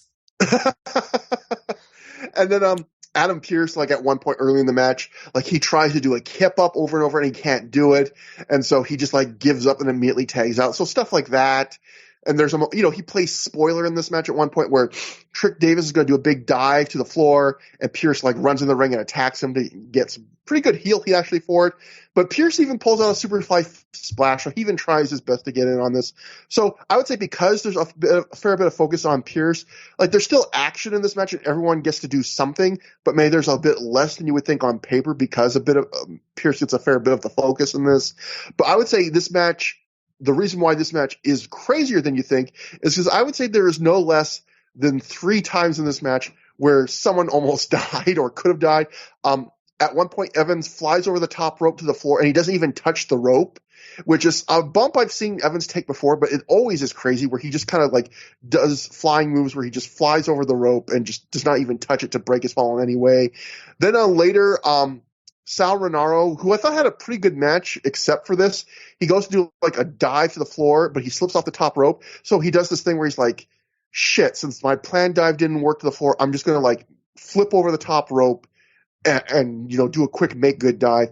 And he catches Jack Evans with his leg really hard right in the head. I felt poor Jack Evans is having a rough one here. And then last but not least, it is the worst spot. Adam Pearce goes to body slam Jason Blade over the top rope to the floor, and he almost loses Blade. And like, if Blade doesn't, like, he kind of slips out of Pierce's arms, and if Blade did not, like, rotate and land more on his feet on the way down, he would have landed right on his goddamn head, like, from the ring to the floor and died. Like, he is very lucky he was able to have the body control to rotate. But overall, I mean, it was a decent scramble, far from the best, not the worst. The Pierce stuff was somewhat entertaining, you know, playing the fish out of water, even if the chant was on the nose mat. Also, I thought it was funny, Jack Evans at one point does Kenta's Busaiku knee and literally screams Busaiku knee. That was the spot where he flew over the top rope. Yeah, and that will not even be the last wrestler on this show who does a running knee and then flies over the top rope. So, yes, what a show! Anyway, Matt, what did you think about this match? Yeah, I agree with you. You know, I mean, I would describe it as entertaining enough. You know, like it was. Yeah. It was wacky because of Pierce. You know, he was clearly leaning into the comedy side of his wrestling in ROH so far, which would kind of go away for a while when he got more involved in the CZW feud, like you mentioned. But, you know, I think Evans was a good foil for him. You know, he starts by, quote, serving him with breakdancing, and then you get to see Daniels do the clumsy, I'm not Daniels, Pierce do the clumsy dancing and tagging out in frustration, and that's when Renaro tries to start that fish out of water chant, which, I mean, besides being on the nose, is a really awkward chant that did not work at all. Nobody chanted it. I remember that was one of my memories from being there. Like, it's like, wow, that was just a fail and a half starting that chant. There was also a spot where Pierce attacks Trick Davis from behind and yells, "Get up, you midget!" And then Leonard goes, "He's not a midget. They're called minis." And I was like, Tony Khan would probably like that, you know, with his enjoyment of, you know, calling things trios matches and such. Like, he'd probably like the, more the lucha style description of the smaller wrestlers. But yeah, no, it was there was also one spot where Renaro jumped on Pierce's back and leg dropped him, and Prazak goes, "What a maneuver!" Which, I don't know how long he was waiting to work that one in, but I thought that was an interesting place to put it. But yeah, I mean, overall, like, there was definitely the sloppiness that you get in these matches, like you mentioned, pretty much all of it. There was also another spot where Evans and Blade were doing a series of reversals, and they almost fall down, like, in the process of doing them. So it definitely had its sloppiness. But it was different enough that I think it was entertaining enough. That's, I think, a good way of describing it. Entertaining enough.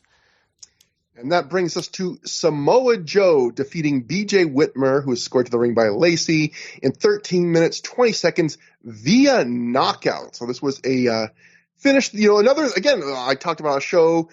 This felt like this is the first show of 2006. Ring of Honor decided it's a new year. Let's try a few different things. There's a quote from the Observer we'll talk about in a second, but like, they were trying even stuff like a knockout finish here.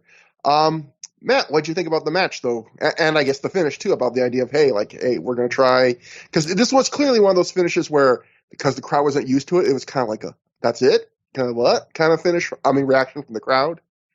Yeah, exactly. That's how the finish went. But, you know, on DVD, I think it plays very differently.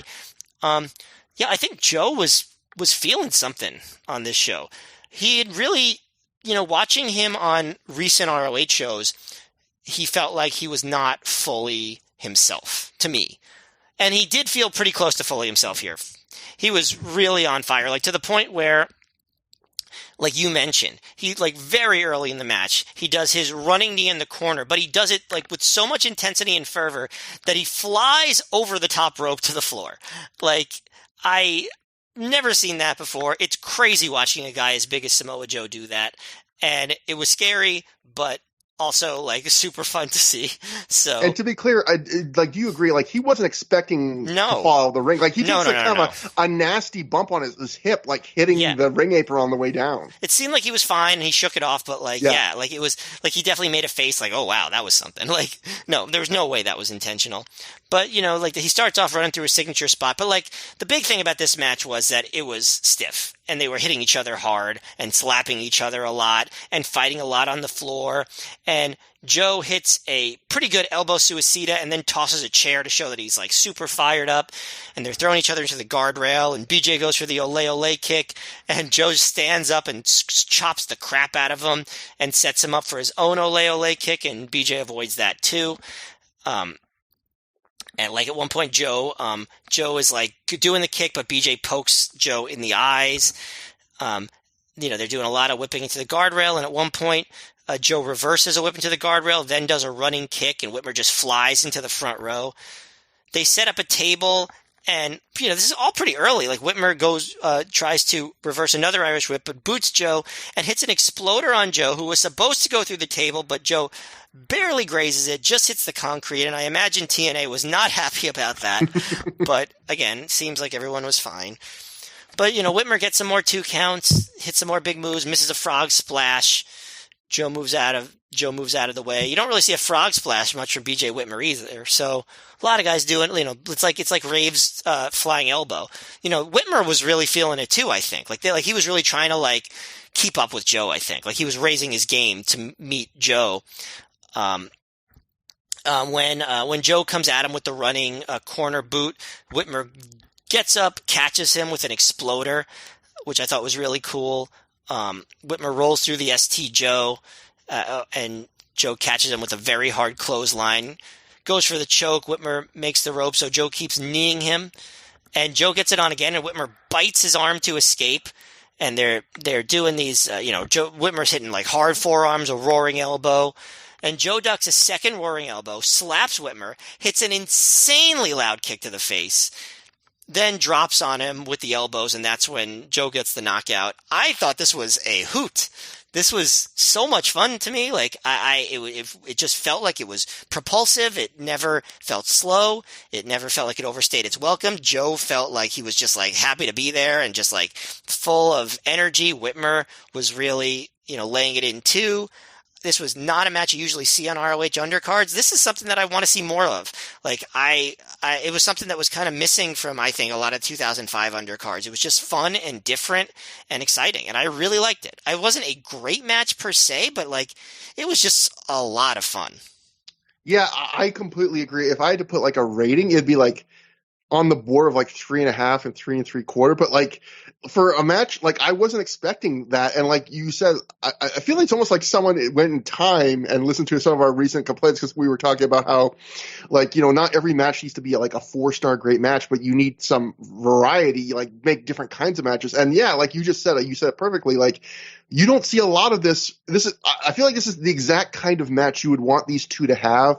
And it's the kind of match Ring of Honor doesn't have the roster to do much, which is they don't have many big guys. And this was kind of like a Haas battle where it's two bigger, hard-hitting guys just throwing bombs and hitting each other hard. It's not like they're doing a million moves a minute. It's just that every time they're touching, it's a hard hit or a big bump or and it's intense. And yeah, I'm so glad you agree. I really thought not even just the match, that angle earlier, Joe, I don't know if he ate his Wheaties this day or what. He was really going for it in a match. Quite frankly, you would think if he was going to save himself, this would be a match he could save himself, because it's not like there was any big storyline. The only thing was, they were in a 4-way against each other on the last show, but they had no feud. It's not like a high marquee match. And Joe had a TNA pay-per-view the next day, so he had every reason to kind of do a more reserved performance this night. And it's just probably the most into it we've seen Joe since the Kobashi shows, I would say. Yep, definitely. And the end, I thought I liked the idea of doing KOs. I thought, and that one kick that started it all, like you said, was very loud. My one problem with that is, I think you see so many brutal things in wrestling that when the ref jumps in immediately, it's almost like you start thinking in your head of all the times in wrestling you've seen big spots where the ref didn't jump in immediately, and go, well, that's kind of inconsistent. They're trying to listen to Wade Keller tell them to be more like MMA. Yeah, him and Dave were big. On commentary also, I should mention, Dave Prazak said Joe gave Christopher Daniels another concussion tonight, and Daniels is now at the hospital. So I guess that's to explain why Daniels isn't trying to get revenge for the attack earlier. Dave Meltzer, though, had a much different thought about the KO finish, which I thought was interesting. So I'll read his thing here. He wrote, similar to TNA, they tried to shoot world finish with Joe being Whitmer via knockout after a kick to the head. The fans still didn't know how to react to the ref stoppage as opposed to a pinfall submission finish. The idea here, at least, was to educate them and make ref stoppages acceptable finishes. The thing is, ref stoppage or 10 counts don't have the drama of a 3 count or a rope break, so neither makes it as effective false finishes, even if they are more realistic. In another era where there was no real pro wrestling, so to speak, that anyone saw, you could book for realism. But now the best you can do is book for drama with a realistic vibe. But sometimes the most lifelike isn't the most dramatic, as even in Japan where they do these finishes, they aren't as hot as a more traditional finish. So Dave Penn actually shitting on the idea in general of doing a KO. And I get the feeling of like, I think there's a time and place for a KO finish like anything else. But I do get the idea of, like, unlike a submission or a near fall, like, KOs come out of nowhere, so you don't get that audience anticipation of, oh my God, is this about to end? It's more of a, oh shit, it's over? Really? Like, that's it? Like, you're not expecting it. But Yeah, I get what he's saying. I do think that, and it's still true, obviously, but I do think over time, these kinds of finishes did get more accepted. Bryan Danielson was a big part of that, and I think it's certain wrestlers people accept them from. You know, and certain wrestlers, they don't. I think Joe could be one of the wrestlers where they do. And I think, like, I remember live being kind of weirded out by the finish. Not like weirded out like, oh, this is creepy, but like weirded out just like, I don't understand what just happened. But I think it plays pretty well on tape. And I think that it does play better in 2022 than it did in 2006, which I think goes to show that somebody effectively got these finishes more accepted. yeah, I was going to ask because your memory is way better than mine. Although not that I expect you to remember all this, so, you know, no pressure. But, like, other than Danielson, who kind of took it upon himself to make, like, the KO finishes with, like, the ground and pound a thing, did anyone else, like, were there a lot of MMA, like, I mean, KO finishes in Ring of Honor after this? Because I don't really remember it being a huge trend other than Danielson kind of taking it upon himself to do some. No, definitely not a lot, but, like, Danielson would do them a decent amount of the time. You know, and I think that, you know, makes a difference. Definitely. And with his, like, again, and he still does occasionally also. And I think the thing he did good with that is he kind of solved Dave's problem in a way, which was most of his KO finishes came from, like, the ground and pound elbows. And it was like, the opponent would usually struggle in it for at least a few seconds, maybe more if they were like a higher ranking wrestler. And because it was almost always a KO from that move, it did create the anticipation again. Because rather than it just being a KO out of nowhere, it was like, oh shit, if Danielson keeps doing this guy's going to be knocked out. Yes, exactly. And so he kind of solved the problem. But we then get a home take promo. This originally aired on ringofhonorvideos.com, which we've talked about on recent shows. They were starting to do these extra promos on Ring of Honor videos and then also putting some of them on DVD. But it's a home take promo from Jimmy Jacobs. He says he's not the little kid that Alex Shelley used to beat up anymore. Like all of these Ring of Honor website promos so far, he's doing a lot of recapping of his career again. Like these promos really did feel like they were kind of trying to introduce characters to people that were not watching Ring of Honor. He really focuses on recapping his tag title run with BJ Whitmer. Jacob says Lacey filled a void in him that was created by losing the tag belts, but that void that she filled, it was in his heart. We cut to Jimmy in his bed. There's a candle on his nightstand, along with a bottle of wine and 2 glasses, even though he's alone. He pours himself a drink, and he says he knows that his relationship with Lacey is just a business one right now, but he's letting the world know that he loves Lacey, but he believes that she loves him too. He pours a second glass. He says Lacey completes him, the old Jerry Maguire line, and this bed has room for 2. JC says Lacey is the one for him, and then he kisses a picture of him. I just wrote in all caps at the end of my little notes here. Jimmy loves Lacey has begun. Matt, I forgot, like, you know, obviously it became a very kind of lovable storyline for Jimmy Jacobs that really made him a huge babyface with the crowd.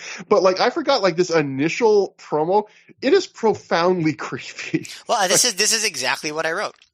The funny thing is, to a 2006 ROH fan, this creepy stalker unrequited love behavior made Jimmy a babyface.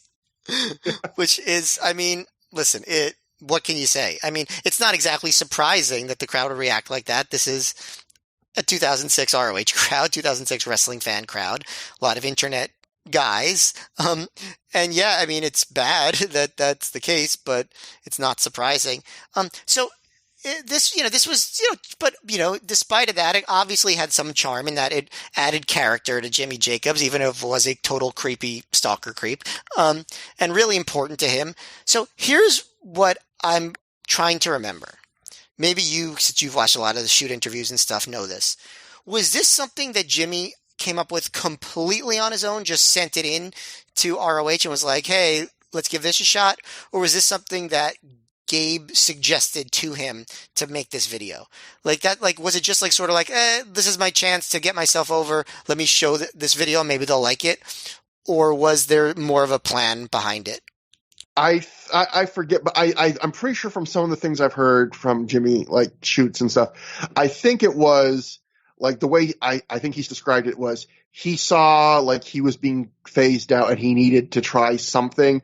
And so he kind of he produced this for Gabe, and Gabe, to his credit, was like, I love this, like, run with it.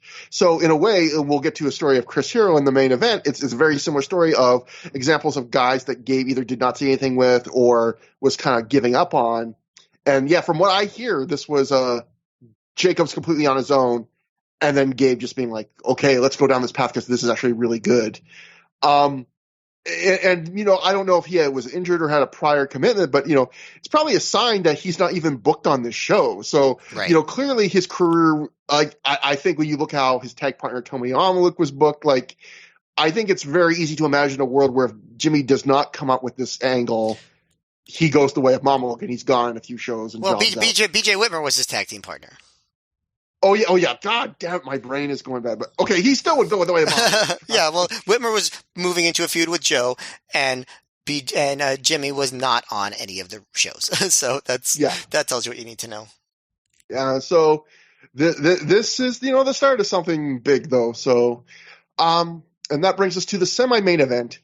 AJ Styles defeated Matt Sydal via pinfall in 17 minutes, 7 seconds when he countered a second rope Rana from Sydal into, he just rolls through and goes for a pin. This was a very good match. I would put this right with BJ Joe as match of the night. It's really very different matches. It kind of depends what you're in the mood for. But I thought it was missing a little something till the last minute. These two are two of the most athletically impressive guys on the roster. It's in a lot of ways, you could say Sydal's kind of like a younger version of AJ at this point. I thought this match flew by very quickly. Like, it never was boring. It did not feel in any way like 17 minutes. It's two guys going back and forth, hitting their really cool offense, like their execution very on point. I guess what I was missing is I felt like there was zero emotional stakes in this match. Like, Sydal and some, like, I felt like, Sydal being like the young prospect and stuff, they really wrestle this match 50-50 back and forth. Like, it's just a very standard indie wrestling, just you do stuff, I do stuff, you do stuff, I do stuff. And I felt like there was no real sense that like AJ was above Sydal or this was a huge test for him. But I thought the thing that was really interesting in this match was so often the complaint people would have in Ring of Honor was like, oh, this match overshot its target. Or indie wrestling in general, like, oh, this match was great, and then they did an extra 2 or 3 near falls. There is a moment with like 1 minute left in this match where it's actually like a simple move compared to some of the big spots they do in this match, where Sydal just like counters like a attempted power bomb into a Rana, but such a snappy Rana, and it's a big that the crowd really buys into as a big near fall. And after that near fall, for the last minute of the match, it's like the move, like the crowd was into the match before, but there's like an energy in the crowd in that last minute.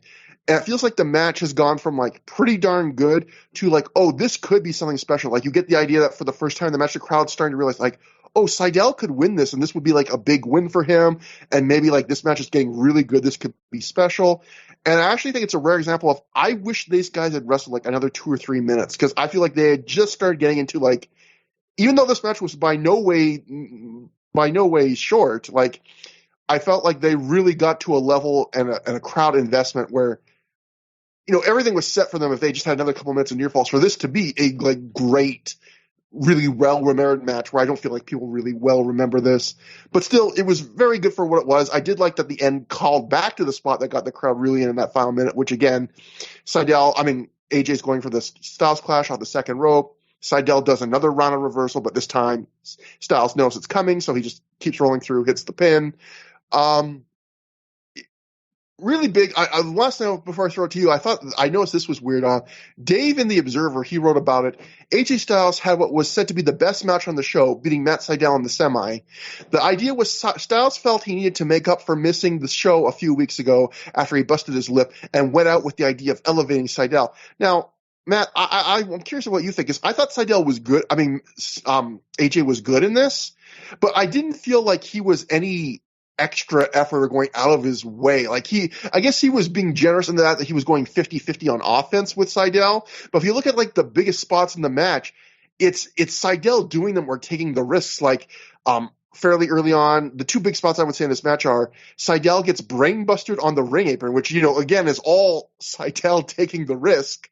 And then later in the match, Sydal does a moonsault off the top rope into the first row of the crowd, which again, it's Sydal taking the risk, but I just thought it was interesting watching reading that recap. It's kind of positioned as Styles going the extra mile, and I thought it was just a good standard AJ Styles performance. No, I thought this was by far AJ's best performance since coming back to ROH. I thought I actually liked this match. I think probably kind of significantly more than you. Wow. I'd go 4.25 probably, and I do think there were emotional stakes. I think that the crowd was really rooting for Sydal. And Sydal had been, treated as sort of the afterthought of Generation Next, to the point where he wasn't even in the final sequence at Steel Cage Warfare. And all of a sudden he's not only getting a lot of the offense, which I did not remember against AJ, but it's really impressive offense, that moonsault into the crowd, which I thought was, cool, but also really beautifully executed.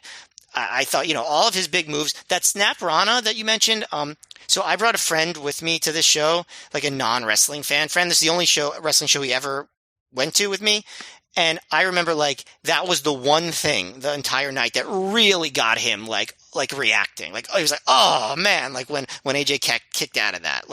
It's a strong memory that I have of that move. That was a really big move. And I thought that I just thought the execution of this match was great. AJ, yeah, he didn't take crazy bumps in this match, but what he did have was a lot more intensity and energy. I do think that he was really trying hard to get Sydal over here, and I think it worked. I would say this was a absolute star-making performance for Sydal. I think his level in ROH was different after this, partially because he was moved into more tag team matches. And it wasn't he was a made man in ROH. He wasn't a star at this point. It wasn't like Aries after Survival of the Fittest. But his status jumped a lot after this match. And the crowd really appreciated it. I think this is one of the best matches in ROH in a while. Obviously you had those matches with Marufuji and Kenta and stuff, but I'd say other than that, this is probably my favorite ROH match in a few shows, I would say. I really, really thought this was a great match. And wow. better than I remembered. I like this match quite a bit, but yeah, you definitely liked it significantly more than me. But it's funny. Clearly, I think we'll see. I've been doing some research for the next few shows. I think Sydal is going to take over the Roderick Strong position of guy the newsletters get told by Gabe every month. Matt Sydal's in for a big push, because clearly Gabe has decided, Strong's at a new level, and Sydal is kind of one of my guys I've now earmarked for. It's his time, and he is. I don't think he's going to. His push is going to work quite to the level that Strong's did, but clearly he is going to be pushed more in 2006. He's certainly going to get a chance to have a lot more memorable matches, which a few of them are tagging with AJ. Then he moves into a series with Daniels and ends up tagging with him. So it is a big jump in status for Sydal, even though he's not going to be a main event type of guy. But it definitely felt even after he joined Generation Next, it was kind of one of those things where he still wasn't on every show. It was kind of he was – it felt like Gabe was almost kind of waiting for that to finish to be okay, new year, now his push starts. And now it's really – again, Gabe's the kind of guy with just how he can go when he gives up on somebody, be very abrupt, no half measures. Same with the push. Like once he decides it's time to push you, he goes pretty hard on it. So the crowd gives a standing ovation immediately after the match. AJ grabs the mic and says, if they call him phenomenal, there's not a word to describe Sydal. He says he requested this match with Sydal for a reason. He's got a little proposal, and then he catches himself saying the word proposal. And then remember, we're in the era of the Billy and Chuck and WWE wedding angle, and it's a few years after that, but yes. Yeah, and he tells the crowd not to worry about, and then he says the derogatory F-word slang for gay people. He says, this ain't the WWE. We're not Billy and Chuck. Crowd laughs. AJ says this match was a test, and he knew Sydal would pass. AJ has been Ring of Honor Tag Team Champion before, but he could never find anyone to replace the Amazing Red. He proposes they go after the tag team titles together and says he's going to let him think about it. Sydal, instead of thinking about it, immediately just says, let's go for those belts. And they shake hands.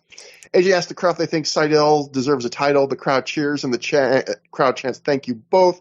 So I did really like that they played into the history of AJ Styles at Ring of Honor, where like he reminds the crowd, like, the title, one of the two titles I had in Ring of Honor was being the tag team champ, and it was with a small high flyer. And so like Sydal could fill that void. I did think it was kind of weird though that like there is no acknowledgement from Sydal, and I guess this will become part of the angle, but like the idea that there's not even a half-second hesitation that like, oh, the tag champs are like my friends and stablemates. He's just like immediately, without even mentioning, like, yeah, let's do it. Guy who's not in my stable, let's go after my partner's belts. But overall, it was a good angle, except for it would have been a really good promo if it wasn't for the not really good promo, but a really good a good segment if it wasn't for the absolutely gratuitous homophobia that AJ Styles seemed insistent on bringing to ROH, even more than it was already there in this era. It's not just the homophobia, which is bad enough on its own. And again, I always tell myself, I am comforted by the fact that this would not the crowd would not tolerate this on most independent wrestling shows. I would like to think. I hope not. But like I've seen between this and PWG, like this is not even the first time in Ring of Honor AJ has gone out of his way to do. Like I feel like you could make a lengthy, probably like hour-long compilation of times AJ Styles in independent wrestling has gone out of his way to be like derogatory towards gay people. You've given someone an idea. Oh God, the worst. Not me. I'm not doing it, but I'm just saying, like he seems like it's not something that like it came up once randomly and he just was kind of flippantly bigoted. Like he goes out of his way frequently in his career to like steer things towards that. And was this like right around when Bix did the whole setup where he got AJ to go the gay community on Wrestling Observer Live? I'm not sure. I don't think that was Bix. I think that was some random other caller, actually. I thought it was.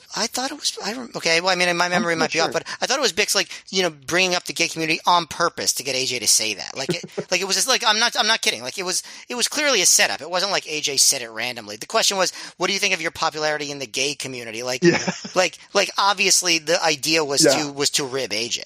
Yeah. And again, he was so well known for being homophobic that was something that people would go out of their way to rib him for. Like, yep. Like I know this will taunt him, and they successfully taunted him. They got the exact reaction you would want. They wanted, which is him to be really immature and act like someone had just said the most disgusting thing possible to him. Anyway, we go to Samoa Joe backstage. He sends a message to Christopher Daniels saying that what he did to BJ Whitmer tonight is just an example of the lengths he'll go to get what he wants. He says that Daniels wants to finish their feud in Ring of Honor. Joe will finish him. Joe walks off, and for the third time of the night, Adam Pearce immediately walks to take his place. In a hoarse voice, he says he hopes Cornette is watching and thinks, and he says, if you think this voice is a work, he tells the camera to zoom in on a red welt on his throat, and there is indeed a red welt on his throat. For all I know, this is a legit injury. Maybe he cracked his windpipe or something like Becky Lynch did recently. He says Cornette put him in a 6-man mayhem and he was kicked in the throat in the match. He's angry about being put in matches like that with midgets and retards. His words, not mine. He has a message for Cornette. Do it again and again because he's coming back for more and more. If Cornette wants Pierce to prove his worth to earn his spot, he doesn't know the lengths that he'll go to do that. So this is the conclusion of the incredible night-long Adam Pearce has a message for Jim Cornette angle. He still has a message for him. That's the conclusion. Yeah. Like I like that they tease like I got a message that I'm going to give him later, and the message is just do whatever you want to me. I'm going to keep wrestling. But and that brings us to before the main event. This is I don't know how long this is going to be, but I have put a lot of work into this because I think this is one of the more interesting stories we're going to cover for quite a while in Ring of Honor, and it's a story that really ties up a lot of things we've talked about in the last year in 2005. Let me get my popcorn ready for this one. And most importantly, Chris Hero is one of the only wrestlers from kind of this era of independent wrestling that has done a lot of shoot interviews. It's him and Kevin Steen. And, some other guys have done an isolated one-off there. But, it's partly probably because wrestling has moved more towards podcasts, and I kind of miss the shoot interviews. But, just having a guy sit down for hours and hours and go through their entire career, most guys of his contemporaries, for whatever reason, have not done that. And Hero has, when I was researching this, I forgot how many he's done. He has double digits. He has a whole series now with High Spots where he does interviews with other people. He's done a bunch of ones. He did multiple ones with RF Video, multiple ones with High Spots, at least one with Smart Mark Video that's like 6-7 hours at least. And I think he's done multiple ones with them, different points of his career on different topics. There was one, I think, that he just went through match by match with 1 year of his career. There's another one where he just talks nothing but about NXT after he got released from WWE. And Chris Hero is one of the more eloquent, interesting guys to talk about. So I've gone back and I've watched a lot of them. There's a podcast he has done recently called Can Chris Hero Save Wrestling with Conrad Thompson, part of the great Conrad-verse of podcasts. And it feels like he didn't do that many episodes and they've stopped doing them. But if you are a Chris Hero fan or just a fan of this era of indie wrestling, it's a really good show. It's worth subscribing to the ad-free podcast Patreon for a month just so you can go and grab them. So I have grabbed extensively from all the stuff, and I've tried to almost kind of do what I did with the Rob Feinstein show, which is kind of put together a lot of these things into one hopefully coherent narrative. A lot of this stuff, it was funny, it was stuff I was already going to say, and I was surprised how often Chris Hero kind of echoed my thoughts, which in some ways is annoying because now it just seems like I'm cribbing completely from these shoot interviews, but in a way it's always also very relieving because I also am oh, well, these assumptions I had weren't off base because he says a lot, Chris Hero's a guy who was very in touch with the scene. He's outright talking about the message boards and robots, which was the derogatory term people would call Ring of Honor fans, all sorts of stuff. So, so I guess we'll get to it. So Matt, I think, and again, chime in anytime with any of this stuff. I think the first thing we have to talk about, something we've only briefly touched on, and it'll become apparent in a sec why. This all kind of starts with message boards, and I think people, Chris Hero has talked about this, people forget how big message boards were in the days before, Facebook got really big and before Twitter. That was where the hardcore wrestling fans were. It was after news groups in the 90s, then came the message boards, and the Ring of Honor message board was really important to that company, more than maybe a message board was important to any other wrestling promotion. It's funny how people always talk about internet wrestling fans. The people cater too much to internet wrestling fans, which I think nowadays is such a stupid thing to say because everyone's on the internet. But back then, it was a bit more applicable because there were some fans that weren't as terminally online as we all are these days. But Ring of Honor was the rare promotion where they were right to cater for their business model because they did not have TV. This was before the days of iPay-per-views or a lot of easy access to immediate clips of things. Ring of Honor was a promotion where you had to get it. You had to really be hunting to find Ring of Honor. You had to buy a DVD from a website online and wait for it to get there. So it was catered towards the kind of people that would post on message boards, the most hardcore fans that were seeking out extra special wrestling. And so the Ring of Honor message board was really important. Gabe Sapolsky, as the booker, would post there. Wrestlers would read it.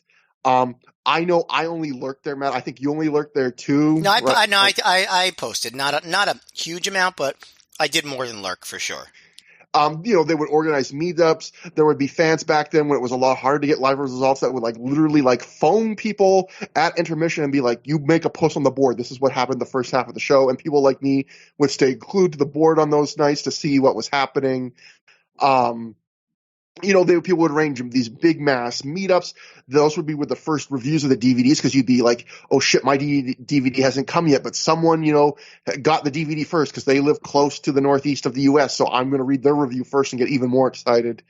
And, but the biggest feature I would say of the message boards, one of the things I think of first when I think of the Matt, is one of the most common reoccurring threads that would keep popping up every year in Ring of Honor. It would always kind of shift and evolve. It was always basically the same thing, which would always be, who's the big name that Ring of Honor isn't booking? Should they book them? Why aren't they booking them? Because Ring of Honor, by its nature being like the first super indie that was booking like all the best guys, whoever was just missing that cut would stick out like a sore thumb. And people would always have a thread of like, why isn't this guy being booked? And over the years, I would say like the it guy always would shift. At different points, I would say like Super Dragon at times was that guy. Mike Quackenbush was at times that guy. Eddie Kingston at times was that guy. But the original and the guy no one else had this much fervor, people fighting over him, there was always so many threads over the years until he came in about why isn't Chris Hero in Ring of Honor? And by the way, to this day, Gabe Sapolsky's Twitter handle is Book It Gabe, and a lot of that comes from the message board, where people would say, like, do this, bring this guy in, book it, Gabe. Like, that's where that comes from. Yeah, and again, to show, it wasn't just even the Ring of Honor message board. When we get to later, like, the match itself, Chris Hero versus Bryan Danielson, Gabe, joins commentary for the main event, and he even, like, when he's trying to troll people, he's like, oh, this is the Chris Hero I've heard about on CZW Fans and Death Valley Driver. Like, Gabe was very plugged into the message boards, and those people, the influencers, so to speak, their opinions did matter back then. In fact, Hero in numerous shoot interviews says he thinks, like, it's not the main reason, but he thinks one of the reasons maybe that he didn't get booked at Ring of Honor was that Gabe grew to resent how many people, like, kept asking for Chris Hero, and Hero even acknowledges that he feels like some of his fans were annoying and kind of belligerent about requesting Chris Hero, but that's just people on the internet, Yeah. I'm serious. Yeah, exactly. But there was negative people on the other side too, and so what you have to remember about Chris Hero was there was a whole crew of guys that kind of came up together in the Midwest where they didn't all train together, but they ended up working a lot of the same shows, and they were all kind of coming of age at the same time and working each other a lot in places like IW and Mid-South. And like that crew would be like guys like, I'm sure I'm leaving some out, but CM Punk, Colt Cabana, Chris Hero, BJ Whitmer, Ace Steel as their trainer, like Hero and Cabana. Maybe even like you want to throw in eventually like Jimmy Jacobs and Alex Shelley. And if you read off that list of names, you'll notice that all of those guys have been booked in Ring of Honor for years, except Chris Hero. And people start to really notice, like, why is Chris Hero the only guy of like this class of wrestlers who has not gotten so much as like a do or die pre-show match in Ring of Honor? And these threads would keep popping up over and over again. And there'd be these huge debates because Chris Hero at this time, like, he's pretty universally liked, I would say, now as an in-ring wrestler. Like, he's considered to be very great. Chris Hero at this time was pretty divisive. Like, half of the people thought he was one of the best guys on the indies, and half the people thought he was boring, plotting, didn't look good. And, like, people's arguments with Chris Hero would be that he didn't have gear, that he quote unquote had trash bag pants and wrestled in a t-shirt, that he was overweight, and he was not as overweight as he would end up being on like some of his most recent indie runs, but he was significantly overweight, although by the time we see him here in Ring of Honor, he has lost some weight. He still has a little bit of a muffin top, but he's not particularly overweight at all by the time he gets to Ring of Honor. At different points in his career, he'd get into pretty good shape. And then there's also this thought that until like a few months before this, until like Chikara and a turn IWA Mid-South, he was also very much a strict white meat babyface. I think some fans thought he's just kind of boring. He does a lot of mat wrestling. He's not fun. And so these huge debates like, why isn't he getting booked? He should be booked, back and forth. And it just became this huge thing for year after year after year. So Chris Hero himself has commented on this. And he says, for what it's worth, he says at one point, CM Punk, when he was at Ring of Honor, was staying with Hero. And he said, CM Punk actually said, like, hey, do you want to, how would you feel about working Ring of Honor? And Hero said, like, I'd be interested, but he says, I don't want to ever come in like just a random scramble or something like that. And Hero's acknowledged, like, maybe that was the wrong attitude to have. And I don't think he said, like, I don't think that's what hurt him, like, didn't get him into Ring of Honor. But, like, his thought was, if I come in, I want it to be something that's more than just a random spot like that. But the big thing he said was, wrestlers, he said also he never asked Punk to reach out on his behalf when he could have. He says he and Punk just didn't have that kind of friendship. Like, he also noted that when Punk was in WWE, he also never asked Punk to put in a word for him there either. But it was Punk that asked him. But he said the one thing that he heard, and he says he has no idea if this is true or not, but he had wrestlers that liked him in Ring of Honor that would reach out to Gabe in Ring of Honor, like, about booking Hero. And the word Hero says, he said multiple times, that got back to him was basically, you're not Gabe doesn't seem as good as Hero, Punker Cabana, and quote unquote, we have enough guys that wrestle in t-shirts. And ouch. I mean, that jives, with, the story we talked about in 2005 with Kevin Steen, right? That apparently, Gabe and CM Punk were not always fond of the idea of Kevin Steen wrestling a shirt, and Kevin Steen felt enough of a negative about it that he, even though he didn't want to do this, he wrestled in a singlet. So it makes sense that, Chris Hero was another guy that did not have a great physique who wrestled in a t-shirt, and Gabe obviously makes, like, sort of tongue-in-cheek references to this attitude in his commentary during the match later on that we're going to review. Yeah.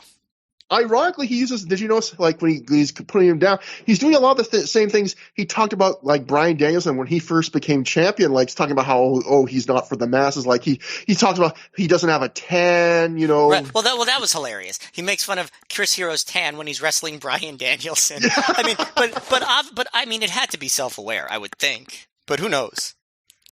So then comes the next, and this is where a bunch of the threads from 2005 come in. So for people that remember, or for those who don't, when Bryan Danielson returned to Ring of Honor, he wrestles one match, his first match back after months in the UK.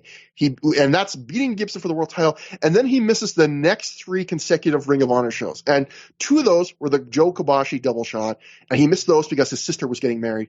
But the other one he missed, the first one he missed, was Survival of the Fittest 2006. And he missed that because he had been previously booked well before for the Ted Petty Invitational, one of the big indie tournaments every year at this point. We've talked about before how the 2004 TPI, which is an IWA Mid-South tournament, by the way, is like a who's who of indie wrestling. And the 2005 was pretty stacked as well. So Hero, prior commitment, decided to work there. And he had a second round match against Chris Hero. And so another thing to remember was Ring of Honor, particularly starting with the Joe era, was very protective about the world champions not being able to, shouldn't lose matches outside of Ring of Honor while they were champion, they're world champions. And that it was a bit overstated, because when I looked at the results, like guys like Aries and stuff, like they could lose outside Ring of Honor, but it was usually like, do a draw, do a count out, do a disqualification, something like that. And, we talked about in 2005, there was that story of James Gibson gets booked for Jersey All-Pro. He wins the title after he gets booked. He then tells them he can't lose a match, but that they could do like a schmoz or maybe even like a DQ or something. And Jersey All-Pro's like, fuck that. And they make a big public, dispute about it, saying like, it's not fair that this is happening. And so think of all that. So Danielson, he has just become champion of Ring of Honor. And he comes to the TPI, IWA Mid-South. In the second round, he's facing Chris Hero. And, Hero's a regular, one of the big stars of IWA Mid-South, and they're setting up a third round match where he's going to turn heel. So they're like, we want Chris Hero to win. And Danielson apparently tells like Ian and Hero, like, I can lose, that's fine, but because of all this, like, it has to be like a DQ or a count out. And Hero's story is that he goes, that's cool. And he thinks about it for a little while, and then he decides he has an idea. He goes back to Hero and he goes, he goes back to Danielson and he goes, how about we do a match where I work over your leg the whole match, and then you go for an insecurity, I duck it while I'm holding your bad leg, and then I just immediately cradle you with the bad leg, and I get like the flash pin. And he says, Danielson thinks about for a second. It's like, yeah, sure, okay.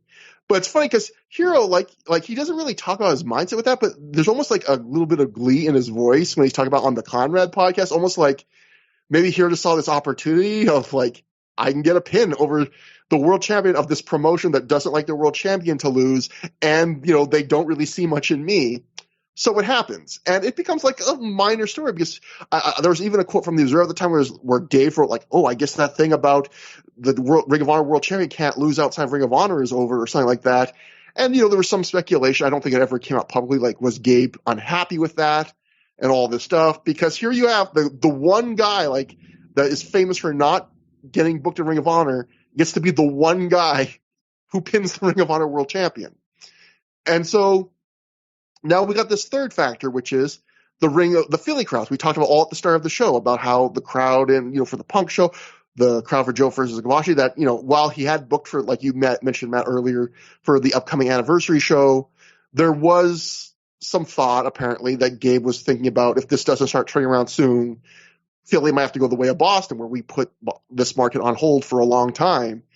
And so the CZW thing gave them this reason we have to move the show around. We can do this kind of co-promotion. How about we have this hook where, and so this is a key thing. Chris Hero says when Gabe called him up or got in contact with him, he presented as it was just a one-off. Like, we're not going to be booking you anything but for this one match, but would you like to come in? We can set up an angle, on, the afternoon show and pre-announce it well before that. And you can give Danielson his win back, and you get this booking out of it. Would you like that? And Hero says yes. So then, Matt, the story gets even crazier. It gets really bizarre. So this might have been at Cage of Death, actually. So the show before the CZW show, at least before the one on this night, Chris Hero does this promo after the match, basically challenging Bryan Danielson. That's when this angle comes. And so here's a recap from the Observer. And Matt, this gets crazy.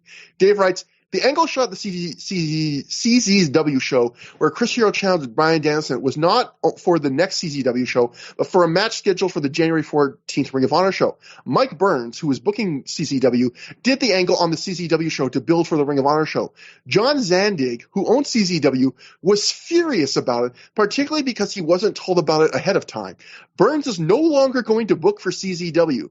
Zandig also had an altercation with Michael Pankos stemming from all of this, according to one report, resulting in a loud argument and eventually shoving Pankos down a flight of stairs, although Pankos wasn't hurt as he grabbed the rail on the way down. Pankos does the website as well as lots of the production for CZW, and he's left the company but has an open door to return. So open door to the staircase? No, So, I shouldn't joke about that. That sounds fucked up. Well, so this is an interesting thing because I've listened to a lot of shoot interviews with Chris Hero. On one or two of them, at least one of them, Hero says that I believe it's the Conrad one. He says Zandig did not know they were going to shoot, even though he owned CZW. He was, again, this Mike Burns was booking it. He claims Zandig did not know Hero was going to do this angle or cut this promo, and so Zandig is furious afterwards. He's yelling at Hero. He fires Mike Burns, the booker of CZW, who is apparently the guy who not initiated this crossover, and also Hero says is the guy who brought him back into CZW, and then shoves this, but then in another shoot interview, one he does with Rob Naylor years earlier, he says that Zandig did know this was all going to happen, but somehow he still got frustrated when it was actually happening. The idea that Hero was in some way putting over Ring of Honor by just doing an angle with them. And then Hero also says that as much as hilarious a story it would be, even though he likes Michael Pankos, that the Michael Pankos story, which I've heard that story a lot, is not true, that he did not get shoved down the flight of stairs. So, I mean, gossip, folklore, there's a lot going on there. I don't know. What do you think? Do you think Zandig knew? It seems, wrestling is wrestling. It seems crazy that they wouldn't tell the owner that they're going to promote another company on the show, but I guess, like I said, it is wrestling. Whether he knew or not, the parts of the story that do not change is that he yelled at Chris Hero after the promo, and he fired the booker of the company and apparently the guy who ran the website and did a bunch of production. So clearly, it was one of the stories is true. Either he didn't know it all, or he did know but didn't know how angry it would make him. Because what we do know, and I think this explains a lot of what we'll cover in upcoming shows, is how CZW side barely acknowledges, like apart from one CZW show, they really from this point on don't acknowledge this feud, even though it's incredibly hot on the Ring of Honor end. And I think this probably tells you why, is that John Zandig, I think, even though he ends up getting involved on the Ring of Honor end, I don't think he really liked, some aspects of this. Yeah, I mean, I'm totally ignorant to the way the business works, but like from an outsider's perspective, it seems like something that could have helped CZW a lot had they, utilized it a little bit more. But maybe not. Maybe I don't know what I'm talking about. I think that's very possible and true about most things. But it's just so crazy to think about when you think of like. This was a huge angle for Ring of Honor. It got them a ton of praise in the newsletters and everything else. I think Sapolsky has said still to this day, it's like one of the things he might be proudest of. When Conrad talks to Hero on the podcast, even Hero says that to this day, it's probably like one of the top 3 things he thinks he's done in his career. It was a huge boon to Ring of Honor. And yet CZW, wanted very little to do with it. And the people that really helped spearhead it, Mike Burns, gets fired for it. Well, I was going to ask you. So, does that being fired remain permanent? Does he come back? Because when you were talking about the booking of the shows like that week and like Gabe making a deal about when to do it, you mentioned Mike Burns and that Gabe was talking to Mike Burns, which makes it sound like Mike Burns was back. Well, they might previously book that months ahead of time or with this double date. I'm not sure, and I could have dived in even more, but I've done a lot of diving. Oh, yeah. That's for the CZW You've done plenty, podcast. yes. I'm leaving some room on the plate for whoever does the CZW podcast one day. But, yes. Yeah, that would be interesting to know. I know Mike Burns did steer CZW into – they still have the death matches, but it was a bit more of trying to be a bit more like the Ring of Honor as the world direction, bring in some guys for the undercard, guys like Super Dragon, Kevin Steen, Excalibur, stuff like that. Well, I'm going to mention this obviously more when the feud gets going and stuff in the match, but like the guys that ROH really used for the CZW feud were not like the legacy CZW guys, If anything, a bunch of them were more associated with IWA Mid-South than anything else, right? Yeah, and it's funny. I think Hero might have a lot to do with it because I was saying this for the Cage of Death show, but this is a good little note that I learned from all this research was that for Cage of Death, Gabe suggested for the extra 2 guys for the Cage of Death blow-off match, how about we bring in Nick Gage and Justice Payne or something? Yeah. And Hero was like, how about Eddie Kingston and Nate Webb instead? Hero was Hero was kind of steering it towards how about we do it more to Chikara style and stuff. Yeah, man, it would have had a different legacy, especially with Nick Gage being as popular as he is now, if he had been in that match. It absolutely. But even we'll get to it in a second, the wrestlers that come to the ring from CZW with Chris Hero, that was all Chris Hero's idea. And Chris Hero says, to their credit, those guys all came and did it for free. They did the show for free, little ring seconding. I think this was the only appearance of Adam Flash, as far as I can remember, in this feud. But yeah, I think you're right. So anyway, Hero promotes this also a lot on LiveJournal. I looked at the LiveJournal stuff because he used to cut promos on LiveJournal on the message boards, and I remember people really remembering them well. And maybe I didn't see them all. I thought maybe I should include some of that. I read them. Honestly, they're pretty tame to my eyes today. I didn't think they really warranted a mention. We got so much to go into, but I just thought I'd mention it because it's something he references a lot that also really helped build the feud. But also, I'm wondering maybe because the internet now, between Twitter and social media, we're all so much harsher to each other now that a fake promo on LiveJournal does not seem nearly as harsh as it did back then. Because I remember them being oh shit, Hero's laying it down. And when I went back and read the one I could find, it was this is fairly tame. This isn't that bad. I get comments on this worse every week on Twitter. So anyway, so I thought this was an interesting point. So the angle gets built up. Hero says Gabe was so happy that when he got to the building, before they even worked the Danielson match this night, Gabe was I have to book you for one more show, like somewhere. I don't know when it's going to be, but I have to give you like some kind of make good because this has gone so well. Like he says, Gabe was so happy with like the live journal stuff and obviously the attendance and the buzz that Hero has said, like, and Gabe agreed because there's a shoot interview actually where Gabe and Hero do it together. It's mostly them watching matches, but they do talk about this. Hero said like even after this night, Gabe did not yet like get Hero as a talent. Like he still did not buy into him as being like a great talent, but he saw how successful this angle was and then was going to go with it. But like, so it was almost like, I want to give you another booking because you've done such a good job with this, but it was still even then almost like I'm not committed to booking you long term because I still don't really, there's this, and then we'll get to it later. There becomes a point where Gabe does get it. And then it's like, okay, this guy's going to stick around. But, a couple more points before we kind of get to the match finally. A couple things that I thought were really interesting was one thing was, and I always thought this, and then this was one of those things in the shoot interviews like where they echoed my thoughts. Gabe and Hero both talking about this. Like all of this ended up being the best thing that could have happened to Chris Hero because Gabe pointed this out, and I completely agree. If Hero had just been put in like a random undercard thing like earlier in Ring of Honor, it would have not had the impact of this. Like, by a weird unintended consequence is by having all this controversy, all these chain of events that happened, and by Hero not being booked for so long that became this weird, like, sore thumb, like, it creates such a clamor for Chris Hero that it created this moment that would have been far bigger if just like in 2004 or 2003, they just started randomly booking Chris Hero. And they both agree, like, it worked out way better this way than any other way. And here, Gabe is also from his perspective that, like, he says, oh, people can go back and say, oh, Chris Hero was better than this guy and this guy and this guy that were on some of these undercards in like 2004, 2005, or whatever.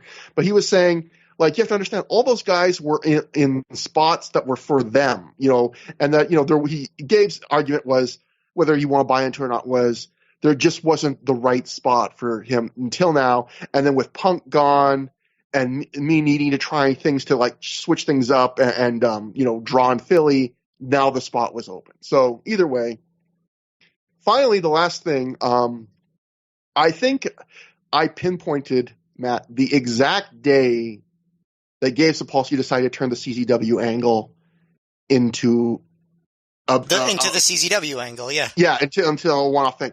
Because in one shoot interview, Gabe goes out of his way to say, I know the exact moment I decided that I was going to make this into more than just like a one-off, which was I was at a concert by the band High on Fire. He says, I was thinking to myself during the concert about the booking, and I was going, this has gone so well. He goes, why am I being an idiot? I just need to run with this.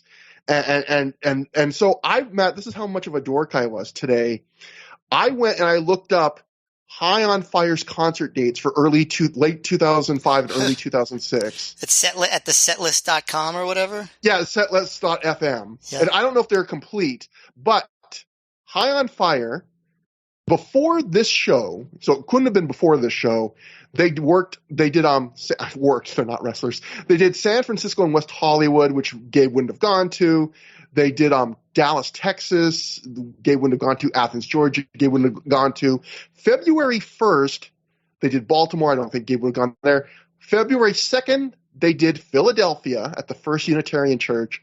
And February 3rd, they did the Bowery Ballroom in New York. So to me, it has to have been either February 2nd or February 3rd. The interesting thing about that is they do the follow-up angle the week before. Because on the next show we cover, Tag Wars, which is late January, they do another angle where Chris Hero and Necro Butcher buy tickets to the show and kind of cause a ruckus. But yet Gabe says when he decided to make this a actual like legit feud was got to be either February 2nd or February 3rd. So I don't know if anyone's ever thought of that before except me, or if anyone cares about that except me, but I just went that deep and that geeky to try and figure that out. But anyway, finally, bravo, Trevor! Bravo for this entire thing. That's quite the button, though. The investigative reporting. So anyway, finally we can go back and actually cover this goddamn thing. When we go back to the DVD, we cut to Chris Hero making his way through the crowd with people from CCW, Adam Flash, referee Bryce Remsburg, Nate Webb, and the Necro Butcher and Tall, all in CZW t-shirts, some of the ugliest t-shirts you will ever see, because if you have never seen the CZW t-shirt of this era, they are a color which I can only describe as neon yellow piss. They are they are horrific. I think there's some booger in there too, certain shade of booger. They've talked. I mean, Hero's like gleefully talked about how ugly they are. Hero has also said he wants Super Dragon to be there, and he would have been there, except Super Dragon had an early afternoon flight after the CZW show, so he just had to go home. But otherwise, he would have been here too, apparently. You can actually see Hero, and this is a great little touch Hero's talked about. He wanted little touches like this just to help suspend disbelief. So not only do they come in through the crowd, you can literally see Hero hand like a burned CD to the Ring of Honor sound guy and say, play this as the CZW theme. So I just love that idea. Like, they're trying to make it seem like he's just completely, on his own. They start playing the CZW theme. We get a brief loud Chris Hero chant followed by an equally loud fuck you Hero chant. The CZW theme plays as Hero and friends walk through the crowd to the ring. Necro Butcher punches himself in the head over and over and opens himself up hard way, causing some fans to start chanting for the Necro Butcher. Hero gets on the mic. He calls out all the stupid sons of bitches who said he'd never wrestle in a Ring of Honor. Hero introduces the Necro Butcher, which gets another chant for Necro. Hero's drawing big heat here, getting a shut the fuck up chant as he compares Gabe Sapolsky by name to a dictator. I believe the live report says he compared him to Hitler. He did. No, he says that. Yeah, I heard it. He said, I said, an elitist dictatorship on par with Adolf Hitler and Nazi Germany. That is the exact word that he said, which is, I feel like today, comparing a Jewish booker to Hitler would probably cause some issues, but in 2006, it was just fun, wasn't it? Yeah. I mean, it would make him really popular with a certain subset of people these days. But tonight, Chris Hero, the wrestler that was never good enough for Ring of Honor, wins their title, takes it to CZW, and throws it in the goddamn trash. Hero tries to keep going when Danielson's music starts and interrupts him. And it leads, I love even this little touch at the end where as the music starts, Hero says one last thing on the mic as Danielson's theme is going, where he goes, I'm not finished here. So I love that, they're really trying to make it like it's not quite cooperative here. And, yeah, that brings us to the match. The Ring of Honor World Title match. Bryan Danielson, as I spill something, successfully defends his title, defeating Chris Hero, scored to the ring by all those guys I mentioned, via submission in 29 minutes, 6 seconds with the crossface chicken wing. Now, Matt, I want you to have first go on this review because, good Lord, I've talked enough and it's your turn. But also, take a sip of water, dude. There is a quote from Brian's book about this match, and you usually are the one that reads them. So I don't know if you want to save that to the start of the review or the end. But either way, I mean, go wild. What do you think? I mean, this was a very long. I mean, this is why the show was called Hell Freezes Over. Was this match? So I'll save the Danielson quote for after our reviews. Okay. But I hope the thing that you spilled wasn't the beans. So this is the first match in a while where Danielson gets to be a full babyface. Although he's not like the babyface version that he was at the beginning of his title reign, where he was just like white meat babyface. He was still like a jerk, but he had the crowd on his side. He didn't taunt them or anything like that. And it's weird. The first move in the match, I don't think I've ever seen this before in a ROH title match, was a full Nelson, which is weird enough because, it's weird to see a guy get a full Nelson on someone so much taller than him, but also it's just a weird way to start a match. But, a lot of the early part of the match is Hero stalling. He's outside of the ring for a long time. Right in Green Lantern fans' face to the point where the crowd chants, "Hit Green Lantern," and Hero gets in his face. And then the crowd starts chanting, "Fuck him up, Lantern, fuck him up," which makes Necro Butcher go, "Oh, for the love of God." Which is adorable. Yeah, a reasonable reaction to that. And it's a lot of stalling. And Gabe, he's in and out on commentary. Like we said before, he asks if Hero's ever lifted a weight or seen a tanning bed, which is, again, ironic given his opponent. I mean, Danielson lifts weights, but he is very famously not tan, especially during this era. Gabe also describes the quote riot-like scene from CZW earlier in the day. So I can only imagine you watched it, but when Gabe Sapolsky calls something a riot, I imagine that it's two guys in a crowd throwing worked punches at each other. But it was a few wrestlers doing a run-in and then getting chased to outside the building by a few other wrestlers. A classic ROH style riot. Yeah. But they're fighting around ringside, all that stuff, and a lot of the match involves Gabe, making fun of CZW. He calls Necro Butcher style garbage style. Meanwhile, I thought we had already established that ROH stands for Ring of Hardcore.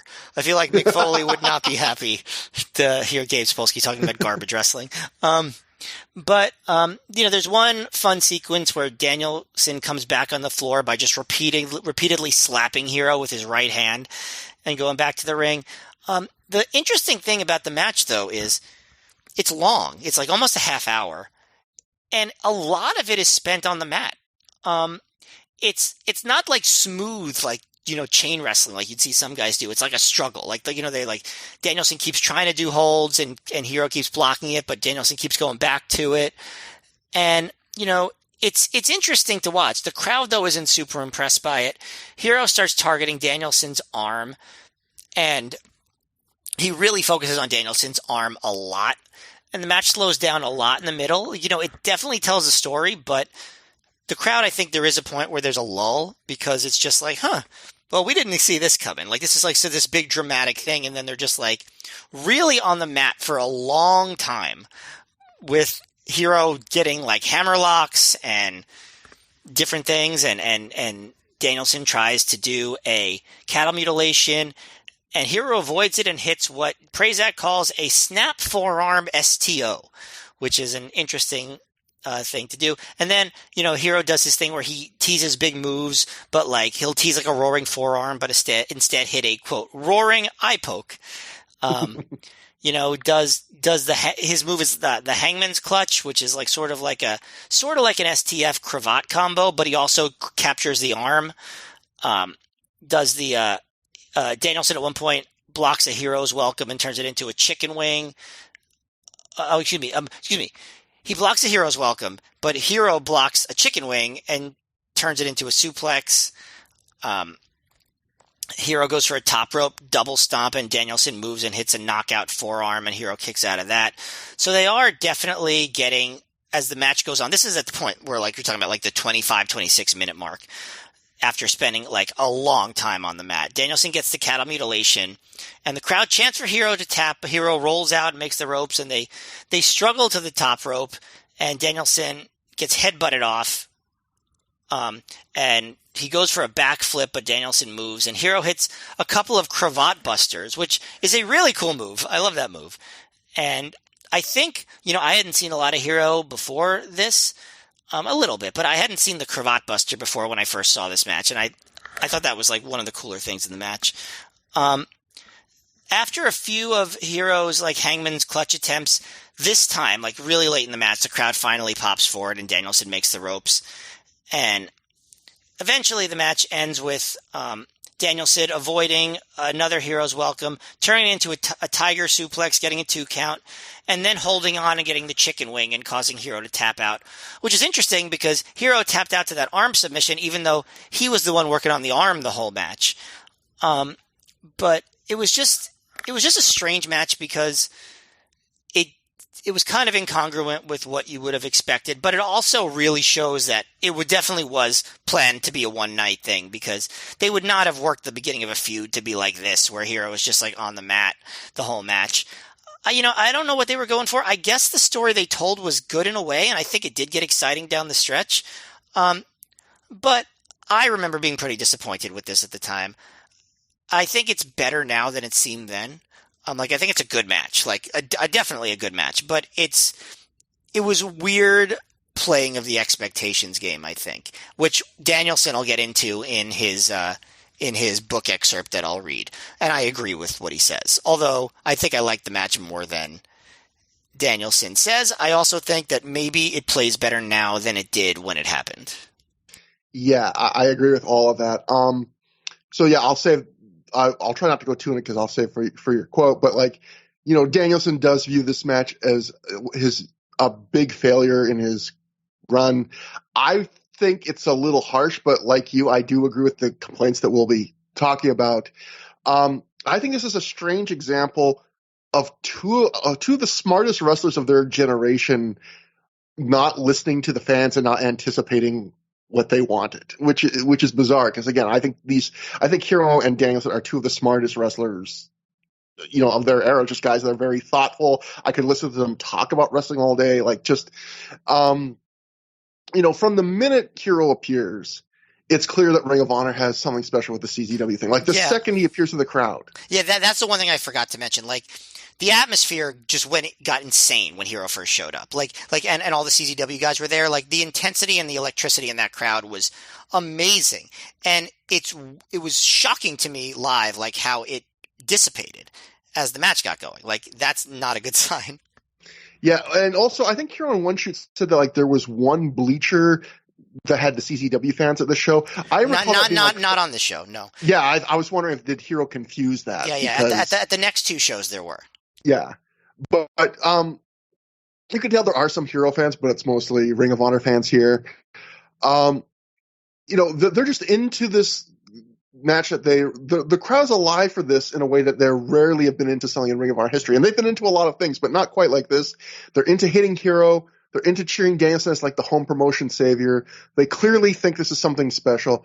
They're red hot. They want Hero to get his ass kicked, and these two work a nearly half-hour long, mostly mat-based technical wrestling match. And I would say, like, rereading Danielson's book passage before rewatching this match, like you, I think you saying the expectations game, I think that's a perfect way to say it, because he is so harsh on this match in some ways that, like, I was pleasantly surprised. I still think this is probably one of the worst matches of Danielson's title reign so far, along with the Steve Corino match, but worst in Danielson's title reign so far means I would put this like just a little bit under 4 stars, like 3 3/4. So that's still really good. But they had the crowd and the aura to have something special. And yeah, like these two should have just gone full tilt and it had some hate. And, Danielson's being his cheeky heel. And I actually liked the stalling at first because it was fun crowd interaction with Hero. And Hero's really good about being a heel during this match throughout being like a cocky, arrogant heel. But then the work of the match, it's just a lot of like working the arm, like you mentioned. And I think I talked about this earlier with Daniels. I feel like Danielson did what happens a lot, which is he knew Hero was in at this point for one night and that Hero was going to lose. So Danielson, being a nice guy, I feel like he gave Hero a lot of the match. And when he won, it felt kind of abrupt. Like it's like Hero hits all his big moves near the end, a bunch of them. And then Danielson just does like a couple moves quick, like a tiger suplex, and then goes for the cross-face chicken wing. And it's very much one of those classic kind of, I let you have most of the match, and then when it's time to go home, I'll just wrap it up in a couple moves. And it felt very abrupt. And also a lot of the mat work in the match was like Hero sort of like laying on the mat in like a hammerlock or something. Like it was not like very like, and it wasn't like a fast move, like it wasn't a lot of like movement even in the mat wrestling. It was a lot of like sitting on the mat in an arm submission.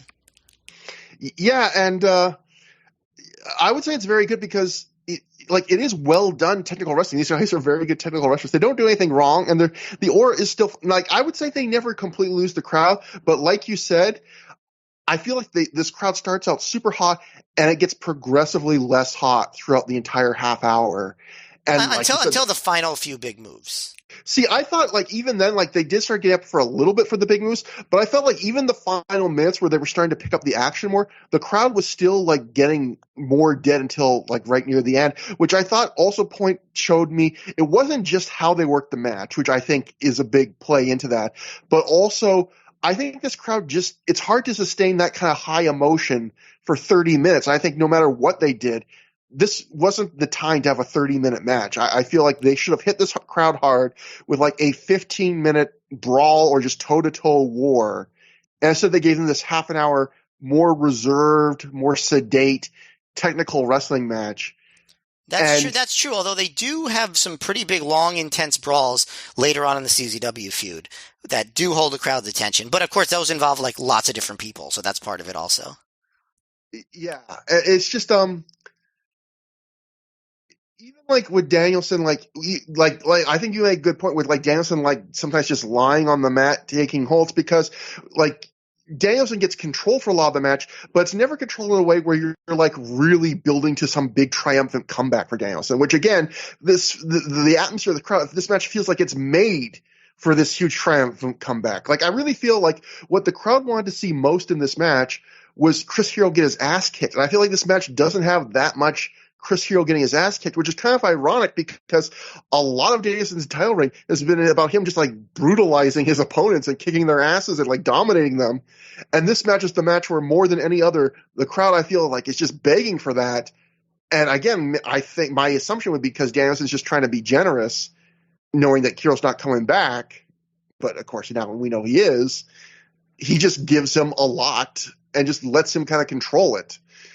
And yeah, so it's a good match if you can separate yourself, but it's hard to separate from the disappointment. I feel like, you know what this match kind of reminds me of, Matt, is the Alex Shelley Austin Aries match from Manhattan Mayhem, which we both agreed was very good, but we also thought the crowd really was clearly super hot for that and wanted that to be a great match. And I think both these matches are examples where like if I'm going to use a baseball analogy for once instead of a food analogy, there's like a fastball right down the middle that any good hitter should be able to hit for a home run.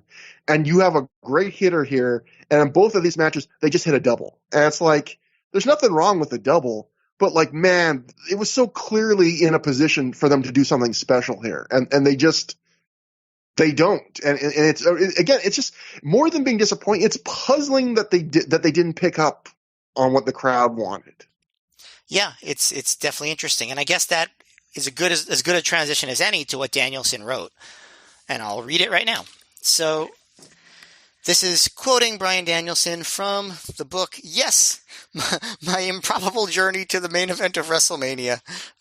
Daniel Bryan with Craig Tello. All right. Ring of Honor opened up 2006 with a hot interpromotional feud with a company called Combat Zone Wrestling, CZW. Each organization had its own passionate fan base, which really contributed to the success of the rivalry. CZW was known for extremely violent wrestling that incorporated a great many weapons in matches. A great many. By this point, using things like tables and chairs was commonplace in mainstream wrestling. CZW took things a step further. Instead of just putting somebody through a table, they would put somebody through a barbed wire table that was on fire. They would hit people not only with chairs, but with things like long fluorescent light tubes that shattered on impact. I even saw a guy turn on a weed whacker and use it on his opponent. Their fans loved it. Most of our fans, however, thought it was garbage wrestling, and that the CZW wrestlers were vastly inferior to the regulars of Ring of Honor. On the flip side, a lot of the CZW fans found technical wrestlers like me boring, and they didn't like what they perceived to be Ring of Honor's elitist attitude. With both companies based in Philadelphia, it was a perfect rivalry. It started off with some CZW wrestlers invading an ROH show and Chris Hero, one of their promotion's top performers, challenging me for the ROH title. In return, we invaded a CZW event when we were running a show across town the same night. The first time I'd ever been in the famed ECW arena in downtown Philadelphia. A bunch of wild brawls broke out, including one in which ROH wrestler BJ Whitmer had a sheet of paper stapled to his forehead. The fans of each company were white hot for the feud, leading to my match with Hero for the ROH Championship in Philadelphia on January 14th. One of the hardest things in wrestling is getting the fans to care. I've had a lot of good technically sound matches in which nobody cared because there was nothing at stake. Just another match where it didn't matter who won or who lost. This wasn't the case with me and Hero at Hell Freezes Over. We had a split crowd. Half CZW fans, half ROH fans. Just note that's not actually true on this show, but it's fine, close enough. Who were excited as hell for this match and couldn't wait to cheer on their respective guys. You could absolutely feel the electricity during our entrances. That part is true. When we started off wrestling, trying to prove who was the better wrestler, the crowd was really into it. But then we kept wrestling. for almost 30 minutes. The more we wrestled, the more the crowd became disinterested. The fans wanted a fight, and what ended up being a long, scientific wrestling match should have been a hate-filled brawl. You need to know when to wrestle and when to fight. That night in January 2006 was a time when I chose the wrong option. I'd say that match was my biggest failure as Ring of Honor champion. I guess we'll find out if that's true. I know there's a little bit of timeline fudging there, but for the most part, I think his analysis of the match was pretty much what happened. Yeah, I mean, he's a little harsh on himself, and the match, but yeah, he is right. Like, it goes to show, like, I think Danielson by this point was one of, if not the greatest wrestler in the world. I think that was a true boast, but even he could make the wrong decision. You know, he was still a young guy, and even the people that are great at something can occasionally make the wrong decision. And he misread the moment. So, after the match, Gabe says this is the last time where he's ever going to have to hear Chris Hero's name, which of course is not true. Then, in an unintentionally hilarious moment, after spending a whole match burying Hero and the CZW guys at ringside on commentary, Gabe thanks CZW and says it was great cooperating with them on a doubleheader and calls them a great organization. So I love that, like, it's very much out of character Gabe, like, you know, like, fuck this guy, go back, whatever. That's like, thank you, CCW, for doing this, for, you know, working the afternoon. You're great guys. So then the Embassy music hits and Nana hits the ring while Danielson is still selling. Nana goes for full $1 million man here. He offers Danielson a check for the Ring of Honor title. Danielson wants to know how much he's willing to pay for it. Nana says something, and Danielson says he saw that the check's currency is Ghana money, and the money in Ghana ain't worth shit, so he's afraid he's going to have to decline Nana's offer. Nana slaps Danielson and grabs Nana when Jimmy Rave and Alex Shelley run to the ring and attack Brian. Rave goes to hit greetings from Ghana, but Shelley stops him, getting on the mic, saying he thinks he has Danielson's kryptonite. He then hits the sliced bread number 2 on Brian, and then he does Spanky's little dance. So, playing up that history, he tells Brian to take he tells Brian to take that back to the WWF developmental territory in 1998, pal. Didn't Danielson just beat Spanky like a year ago? I don't know if it's really his kryptonite, but hey. Yeah, exactly.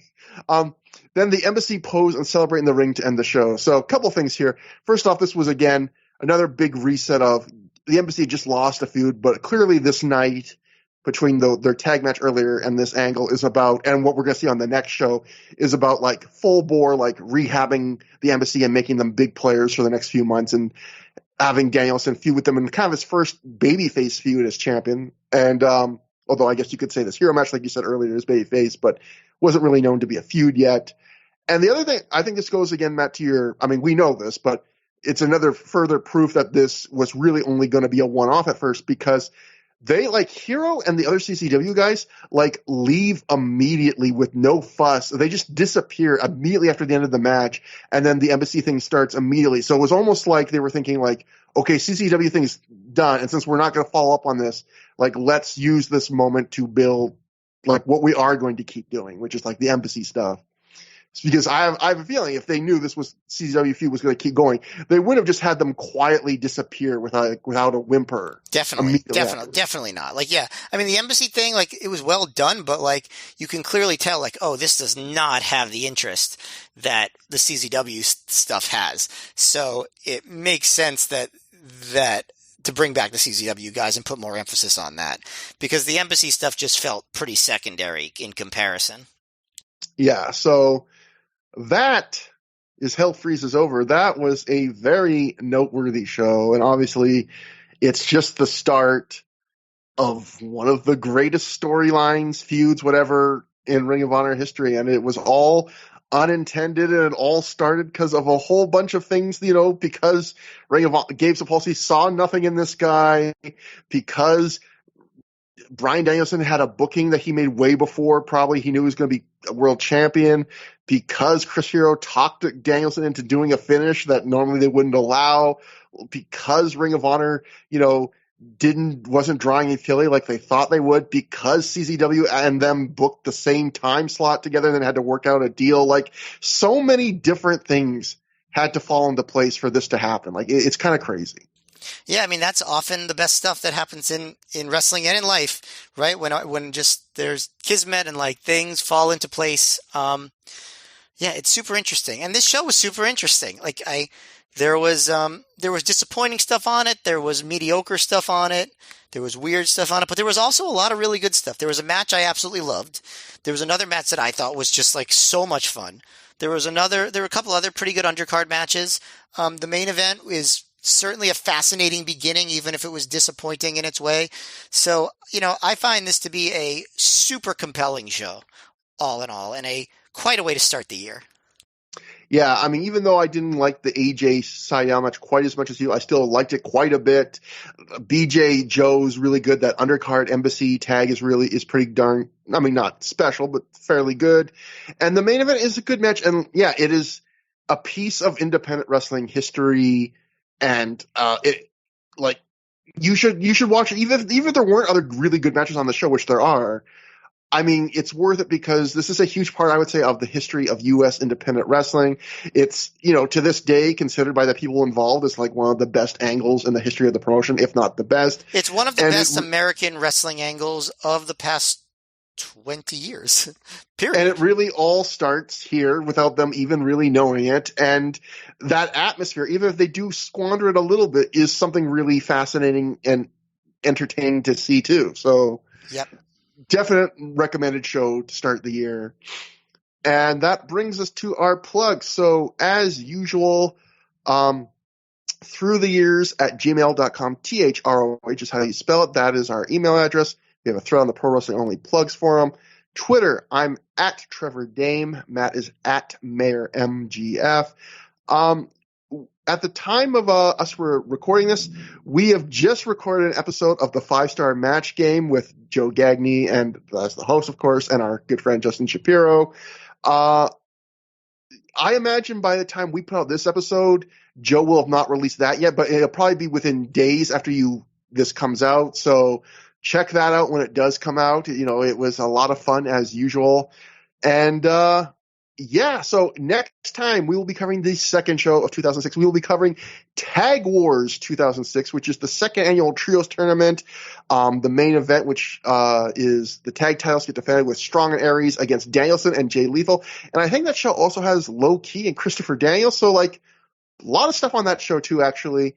And it also has the second CZW angle, which I guess is technically, in some ways the start of something more. So there'll be a lot to talk about on that show, and this was fun, and it's great to be in 2006. It's going to be a huge year, or for us, multiple years.